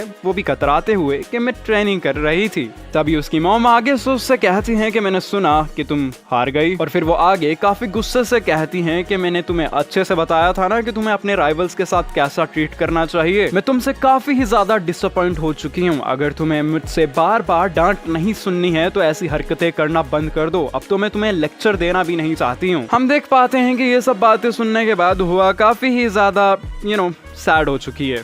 तभी हुआ अपनी माँ को जवाब देती है कि आपको यही लगता होगा ना कि ये इसलिए ट्रेनिंग कर रही है क्योंकि ये हार गई है, बट ऐसा बिल्कुल नहीं है। मैं ट्रेनिंग इसलिए कर रही हूँ क्योंकि मैं ये सच में करना चाहती हूँ। हुआ कि ये बात सुनने के बाद उसकी माँ उससे काफी कोल्डली पूछती है कि तुम कहना क्या चाहती हो। इसके जवाब में हुआ काफी कॉन्फिडेंटली कहती है कि मैं उसे हराना चाहती हूँ। ये यंग की बात कर रही है। वो कहती है कि ये आपकी वजह से नहीं है, आपने कहा उस वजह से मैं उसे हराना नहीं चाहती हूँ, मैं उसे हराना चाहती हूँ क्योंकि मैं चाहती हूँ कि मैं उसे हराऊं। हुआ कि ये सब बातें सुनने के बाद उसकी माँ फिर से उसे काफी ही डार्क सी वॉइस में कहती हैं कि तुम ये कहना चाहती हो कि तुम्हें एक बास्टर्ड चाइल्ड ने मोटिवेट किया है उसे हराने के लिए। अपनी माँ की ये बात सुनने के बाद हुआ शांत पड़ जाती है, वो कुछ जवाब नहीं दे पाती है। और फिर तभी हुआ कि माँ उसे काफी गुस्से में कहती हैं कि तुम ये याद रखो कि तुम ली क्लैन की एक जायज औलाद हो और वो नहीं है, और तुम ये भी जान लो कि तुम दोनों काफी अलग अलग ओहदों पे हो। तुम्हें तो उसे काफी आराम से हरा देना चाहिए, इसमें तो कोई शक ही नहीं है, और तुम उससे मोटिवेट हो रही हो उसे हराने के लिए। हम देखते हैं कि हुआ अपनी माँ की ये सब बातें सुनने के बाद काफी ज्यादा डरी होती है। तभी उसकी माँ उसके सामने एक शीशी की बोतल करती हैं।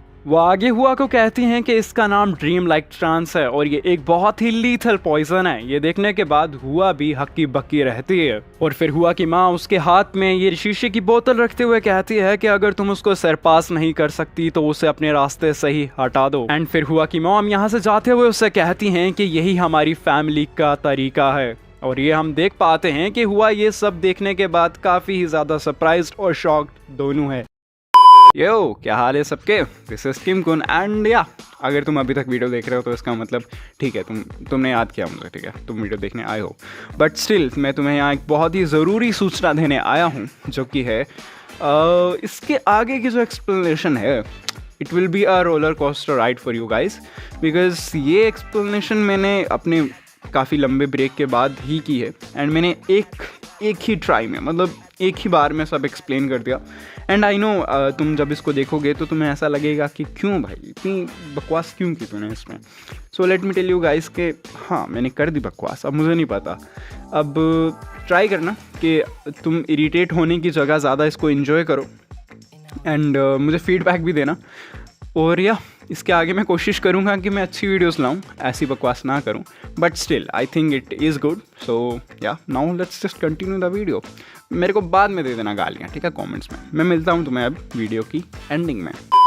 फिर कुछ समय बाद हमें हमारे यंग की नैनी का सीन दिखाया जाता है, जो कि कुछ देखकर काफी सरप्राइज दिख रही होती हैं। वो कहती हैं कि ये तो कुछ सेंस बना ही नहीं रहा है। हम देखते हैं कि वो और कुछ नहीं, हमारे यंग का रिपोर्ट कार्ड देख रही होती हैं, जिसमें हमारे यंग ने टॉप किया है, यानी वो फर्स्ट आया है। तभी हमारा यंग अपनी नैनी को कहता है कि अब तो बस आपको तसल्ली हो चुकी है ना, अब तो आप परेशान नहीं हो। ये सब सुनने के बाद हम देखते हैं कि हमारी नैनी हमारे यंग को गले से लगा लेती है और फिर वो यंग से कहती है कि मैंने तुम्हारे लिए कुछ भी नहीं किया, बट यंग मास्टर आपने देखिए कितना कुछ अकम्प्लिश कर दिया है। अपनी नैनी की ये सब बातें सुनने के बाद हमारा यंग उससे कहता है कि ऐसा मत कहो, तुमने मेरे लिए बहुत कुछ किया है, इतना कुछ किया है कि मैं उसे गिन भी नहीं सकता हूँ। और फिर तभी हम अगले सीन में देखते हैं कि हमारा यंग और उसकी नैनी दोनों कुछ सुनकर काफी सरप्राइज्ड हो जाते हैं और हम देख पाते हैं कि ये शोर मचाने वाला इंसान और कोई नहीं हमारे यंग की एंट यानी एनी होती है, जो कि काफी खुशी से अंदर आते हुए कहती हैं कि चलो बेबी, हमें ट्रेन करना है। ट्रेनिंग की बात सुनकर यंग परेशान होते हुए कहता है कि तुम्हें पता नहीं है मैंने अभी अपनी ट्रेनिंग खत्म की है। इसके जवाब में एनी कहती है कि इसलिए तो मैं तुम्हें बोल रही हूँ कि माना ट्रेनिंग करने चलते हैं, जिससे तुम्हारी फटीग, तुम्हारी थकावट खत्म हो जाएगी। अपनी नैनी की ये सब बातें सुनने के बाद यंग उनसे कहता है कि पर मैंने कभी ट्रेनिंग के ये इफेक्ट की बात नहीं सुनी। ये सुनने के बाद एनी थोड़ी परेशान हो जाती है एंड फिर वो काफी हकलाते हुए कहती है कि हाँ ये सच है शायद। तभी हमारा यंग कहता है कि चलो छोड़ो, अब मेरे को तुम्हें कुछ दिखाना भी है, तो चलो आओ देखते हैं। ये सब सुनने के बाद नैनी थोड़ी नैनी नहीं एनी थोड़ी कंफ्यूज हो जाती हैं। तभी एनी कुछ देखकर काफी ज्यादा सरप्राइज हो जाती हैं एंड फिर हमें हमारे यंग का सीन दिखाया जाता है एंड फिर वो उन पे चिल्लाते हुए कहती हैं कि तुमने अपना फर्स्ट स्टार ऑब्टेन कर लिया। और अब हमें यहाँ से पता चलता है कि हमारे यंग ने अपना फर्स्ट माना सर्कल, अपना फर्स्ट स्टार क्लेम कर लिया है, यानी ऑब्टेन कर लिया है, जो मर्जी बोलो। और फिर आगे हमें यह बताया जाता है कि नॉर्मली एक इंसान को 3 स्टेजेस ऑफ माना आर्ट से गुजरना पड़ता है, जिसमें पहली स्टेज है आयरन बॉडी स्टेज, जिसमें तुम अपनी बॉडी को लोहे की तरह स्ट्रेंथ करते हो, यानी उस जितना स्ट्रॉन्ग करते हो। और सेकंड स्टेज है चीज स्टेज, जिसमें आप अपनी माना की टाइप को बदल सकते हो या बदलते हो। और तीसरी है एक्स्ट्रा ऑर्डिनरी एबिलिटी स्टेज, जिसके अंदर तुम डोमिनेट सिमेट्री नहीं, तुम इसके अंदर सुपरनैचुरल एबिलिटीज को ऑब्टेन करते हो एंड उसको परफॉर्म करते हो। देखो यार, मुझे पता है मैं काफी सारी मिस्टेक्स कर रहा हूँ, बट मैं काफी देर बाद एक्सप्लेनेशन कर रहा हूँ तो थोड़ी मिस्टेक्स हो सकती हैं, ठीक है, इसलिए मुझे माफ कर देना, sorry. So like now let's just continue the video. But आगे हमें यंग ये बताता है कि मेरी आंट की जो माना टेक्निक है वो इससे बिल्कुल ही अलग है, जिस कारण चाहे तुम फर्स्ट स्टेज पे क्यों ना हो, तुम और भी कई सारी एबिलिटीज सीख सकते हो और डेमोन्स्ट्रेट कर सकते हो। या मेरी इंग्लिश पूरी हो रही है दिन ब दिन। एनीवेज, एंड वो आगे बताता है कि उसकी जो आंट की माना टेक्निक है इसीलिए वो स्टेजेस में ना होकर स्टार्स में डिवाइडेड है। और फिर आगे हमें अगले सीन में दिखाया जाता है कि उसकी आंट उसको चेक करती है कि उसने सही में एक स्टार ऑब्टेन किया है नहीं किया, बट फिर हमें पता चलता है कि वो चेक करने के बाद कंफर्म करती हैं कि हाँ, हमारे यंग ने एक स्टार ऑब्टेन कर लिया है। हम देखते हैं कि यंग की आंट हमारी एनी यंग से पूछती हैं कि ये ऑकवर्ड नहीं है अपने माना पाथ को यूज करना माना के लिए? मुझे लगा था कि तुम्हें एक और साल लग जाएगा इस स्टेज पे पहुंचने के लिए। और फिर अब हमें यंग को दिखाया जाता है जो कि काफी डरा होता है एंड वो बताता है कि मैंने इसको यूज करना तब सीखा जब मैं लेसन्स ले रहा था। एंड अभी वो याद करता है उन पलों को तो उसे याद आता है कि भाई कितनी क्रेजी थी वो ट्रेनिंग। यंग अपनी आंट को बताता है कि मैं माना कंट्रोल कर ही नहीं पा रहा था, मेरा बैलेंस और मेरा माना सर्कल क्रैश होने वाले थे, एकदम शैटर्ड होने वाले थे। एंड ये सब बातें सुनने के बाद उसकी आंट यानी एनी काफी कंफ्यूज दिख रही होती हैं। एंड फिर यंग आगे काफी सीरियसली बोलता है कि बट मुझे शायद उस सबको ऐसे ही छोड़ देना चाहिए था, अपने आप वो हो जाता सब कुछ, माना फ्लो अपने आप करने लग जाता, बिकॉज आफ्टर ऑल माना फ्लो एक वाटर की तरह है जो कि अपने आप ही फ्लो करता है। और अब मुझे ये पता चल चुका है कि हमारा शरीर एक खाली गाड़ी है जिसमें पेट्रोल नहीं है और माना पेट्रोल है जो कि गाड़ी चलाने में काम आता है। यही लिखा हुआ है यार यहाँ पे। हम देख पाते हैं कि हमारे यंग की ये बात सुनने के बाद कि हमारा शरीर एक खाली गाड़ी है, मतलब बिना पेट्रोल की गाड़ी है, ये सुनने के बाद आंट भी थोड़ी कंफ्यूज दिख रही होती हैं हमारी तरह ही। Coming back to the story, हमारे यंग की आंट यानी एनी उससे कहती हैं कि बच्चे, मुझे लगता है कि मैं भी ये कर सकती हूँ, मुझे लगता है कि थोड़ा टाइम लगेगा बट मैं ये कर सकती हूँ। ये बात सुनने के बाद हमारा यंग मन ही मन कहता है कि चलो इसने रियलाइज तो किया। और फिर अगले सीन में हम देख पाते हैं कि एनी हमारे यंग पे कूद जाती है एंड उसे गले लगाते हुए कहती हैं कि मेरा लकी बच्चा। एंड ये सब देखने के बाद हम भी थोड़े ऑकवर्ड हैं एंड हमारा यंग भी ऑकवर्ड होते हुए कहता है कि मेरी हड्डियां टूट जाएंगी। तभी एनी हमारे यंग को छोड़ देती है एंड कहती है कि चलो अब हम नेक्स्ट स्टार की तरफ बढ़ेंगे, अब तुम्हें सेकंड स्टार ऑब्टेन करना है। एंड फिर अब हम अपने यंग को भी देख सकते हैं जो कि मरने के कगार पे आ चुका है एंड वो कहता है कि अभी फिर से स्टार्ट करनी है। इसके जवाब में एनी कहती है कि तुमने जो अभी अचीव किया है वो 1 स्टार है और तुम ये भूलो मत कि जो मेरी टेक्निक है या जो मेरा मेथड है वो ट्रेडिशनल मेथड से अलग है। इसका मतलब ये नहीं है कि तुमने फर्स्ट स्टेज को क्लियर कर दिया है, ये बिल्कुल ही डिफरेंट है उससे। अपनी आंट की ये बात सुनने के बाद यंग कहता है कि हाँ मुझे पता है। पर इसी के बाद हमारे यंग की आंट एनी उससे पूछ लेती है कि बट तुम ये सोचो, तुम मुझे ये बताओ कि तुम किस में बेस्ट हो। ये सवाल सुनने के बाद हमारा यंग कंफ्यूज हो जाता है एंड फिर वो बड़बड़ाते हुए कहता है कि मैं अच्छा हूँ, शायद मैं बेस्ट हूँ स्वॉर्ड। इससे पहले कि वो कुछ कह पाता उसकी आंट कहती है कि मुझे नहीं लगता। ये सुनने के बाद हमारा यंग भी सरप्राइज हो जाता है हमारी तरह और फिर वो अपनी आंट को कहता है कि तुमने मुझे कभी स्वॉर्ड ट्रेनिंग करते हुए देखा नहीं है, तुम्हें पता नहीं है मैं कितना क्रेजी हूँ। उसने ये नहीं बोला बट वो ये कहता है कि तुमने मुझे कभी ट्रेनिंग करते देखा नहीं है। इसके जवाब में एनी कहती है कि मैंने देखा है जब मैं बोर्ड थी तब। और फिर उसके बाद हमारी एनी ये रियलाइज करती है कि शायद उसने अपने भतीजे के इमोशंस को हर्ट कर दिया है, फीलिंग्स को हर्ट कर दिया है। इसको वो कवर करने के लिए कहती हैं कि मुझे ऐसा लगता है कि तुम स्पोर्ट्समैनशिप से ज़्यादा किसी चीज़ में बेहतर हो। एंड ये सीरियसली उसे कह रही हैं एंड वो कहती हैं कि बट उसे एक्सप्लेन करना थोड़ा सा मुश्किल है। और फिर वो कुछ देर सोचने के बाद कहती हैं कि मुझे लगता है कि जिस चीज़ में तुम सबसे अच्छे हो, जिसमें तुम सबसे बेस्ट हो, वो है तुम्हारी माना टेक्निक। ये सुनने के बाद हमारा यंग थोड़ा सरप्राइज्ड तो दिखता ही है, सरप्राइज दिखता है वो। यानी आगे हमारे यंग को कहती है कि तुम्हारा माना आर्ट में इतना टैलेंट है, तुम इतने टैलेंटेड हो माना आर्ट में कि बाकी सब अचीवमेंट्स तुम्हारी फीके पड़ जाती हैं। यस, आई एम सॉरी, मुझे पता है मैं मिस्टेक्स कर रहा हूँ but still I will try again. Young की आंट उसे आगे कहती हैं कि तुम माना आर्ट में इतने ज्यादा टैलेंटेड हो कि जिस कारण तुम्हारे बाकी की अचीवमेंट्स थोड़ी फीकी लगती हैं तुम्हारे माना आर्ट के सामने। आज से पहले ऐसा कभी नहीं हुआ जो माना टेक्निक मैंने किसी को सिखाई हो एंड वो इंसान उस माना टेक्निक को सीख जाए। तुम पहले ही हो जिसने मेरी माना टेक्निक को सीखा है। ये सब बातें सुनने के बाद यंग मनी मैन कहता है कि मेरा टैलेंट वो भी माना में, मैं तो पिछली जिंदगी में मेरा मजाक बना करता था जब मैं माना टेक्निक को यूज नहीं कर पाता था या मैं माना को ही यूज नहीं कर पाता था। जिसके बाद एनी आगे उससे कहती हैं कि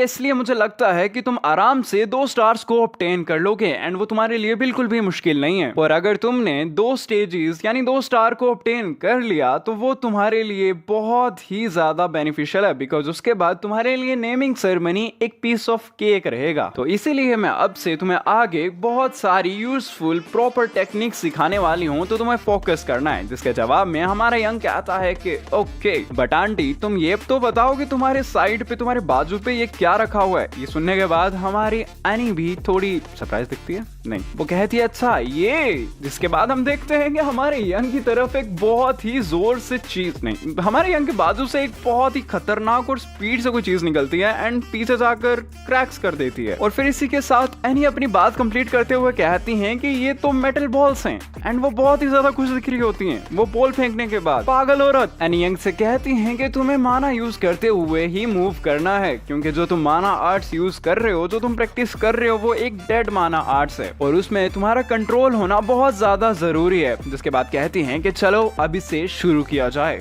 हम देख पाते हैं कि अपनी आंट को ऐसा बावड़ा बना देख हमारा यंग भी परेशान हो जाता है। और अब सीन फिर से हमें नेमिंग सेरेमनी का दिखाया जाता है, जहां पर यंग और उसकी बहन दोनों एक इंस्ट्रक्टर के सामने खड़े होते हैं। और फिर से अब हमें एक और इंस्ट्रक्टर का सीन दिखाया जाता है जो कि अपने आप को इंट्रोड्यूस करता है एंड फिर वो इन बच्चों से कहता है कि चलो आज मैं तुम लोगों को ली क्लैन की सीक्रेट टेक्निक सिखाने वाला हूँ।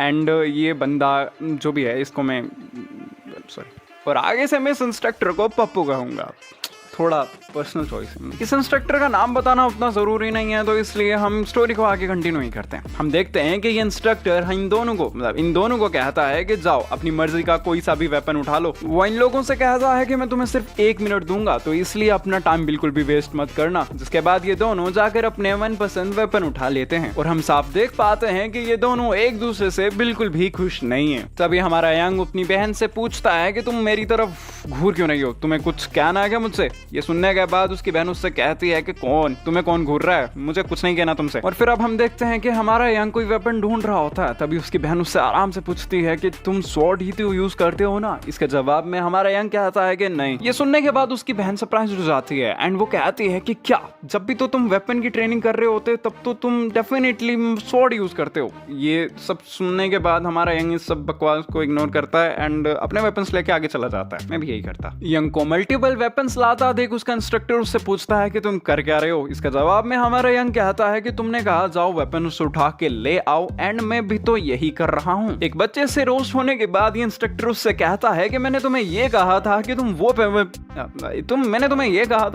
वेपन लेके आओ जो मैंने तुम्हें ये कहा था कि तुम वो वेपन्स लेके आओ जो कि तुम इस्तेमाल करोगे। इसके जवाब में हमारा यंग कहता है कि मैं भी वही वेपन्स लेके आया हूँ जो कि मैं इस्तेमाल करूंगा। एक बार फिर से एक बच्चे से रोस्ट होने के बाद ये इंस्ट्रक्टर कुछ नहीं कह पाता है एंड इस पे चुप्पी साध लेता है। और फिर वो आगे हमारे यंग से कहता है कि मुझे लगा नहीं था पर तुम तो एक पूरे बेवकूफ निकले हो। जिसके बाद वो काफी स्टाइल से अपना वेपन निकालते हुए कहता है कि याद रखना इससे आगे जो भी मैं कहूंगा उसे तुम्हें ध्यान से सुनना है। और वो आगे इन लोगों से कहता है कि मैंने तुम्हें कहा कि मैं तुम्हें क्लैन की सीक्रेट टेक्निक सिखाऊंगा, बट मैं तुम्हें कोई भी पोस्चर्स और स्किल्स नहीं सिखाऊंगा। वो आगे कहता है कि हमारी फैमिली यानी ली क्लैन में कई सारी सीक्रेट टेक्निक्स हैं जिन्हें एनलाइटमेंट्स कहा जाता है और उन्हें सीखने के लिए तुम्हें बेसिक्स आने चाहिए। जिसके बाद वो अपना हथियार लेकर इन दोनों की तरफ बढ़ने लग जाता है और वो आगे इन लोगों से कहता है कि पहले तो तुम्हें तुम्हारे खून में छिपे 6 सेंस को जगाना पड़ेगा और अब मैं तुम्हारे सेंसेस को मैं अवेक करूंगा। यही कहता है वो।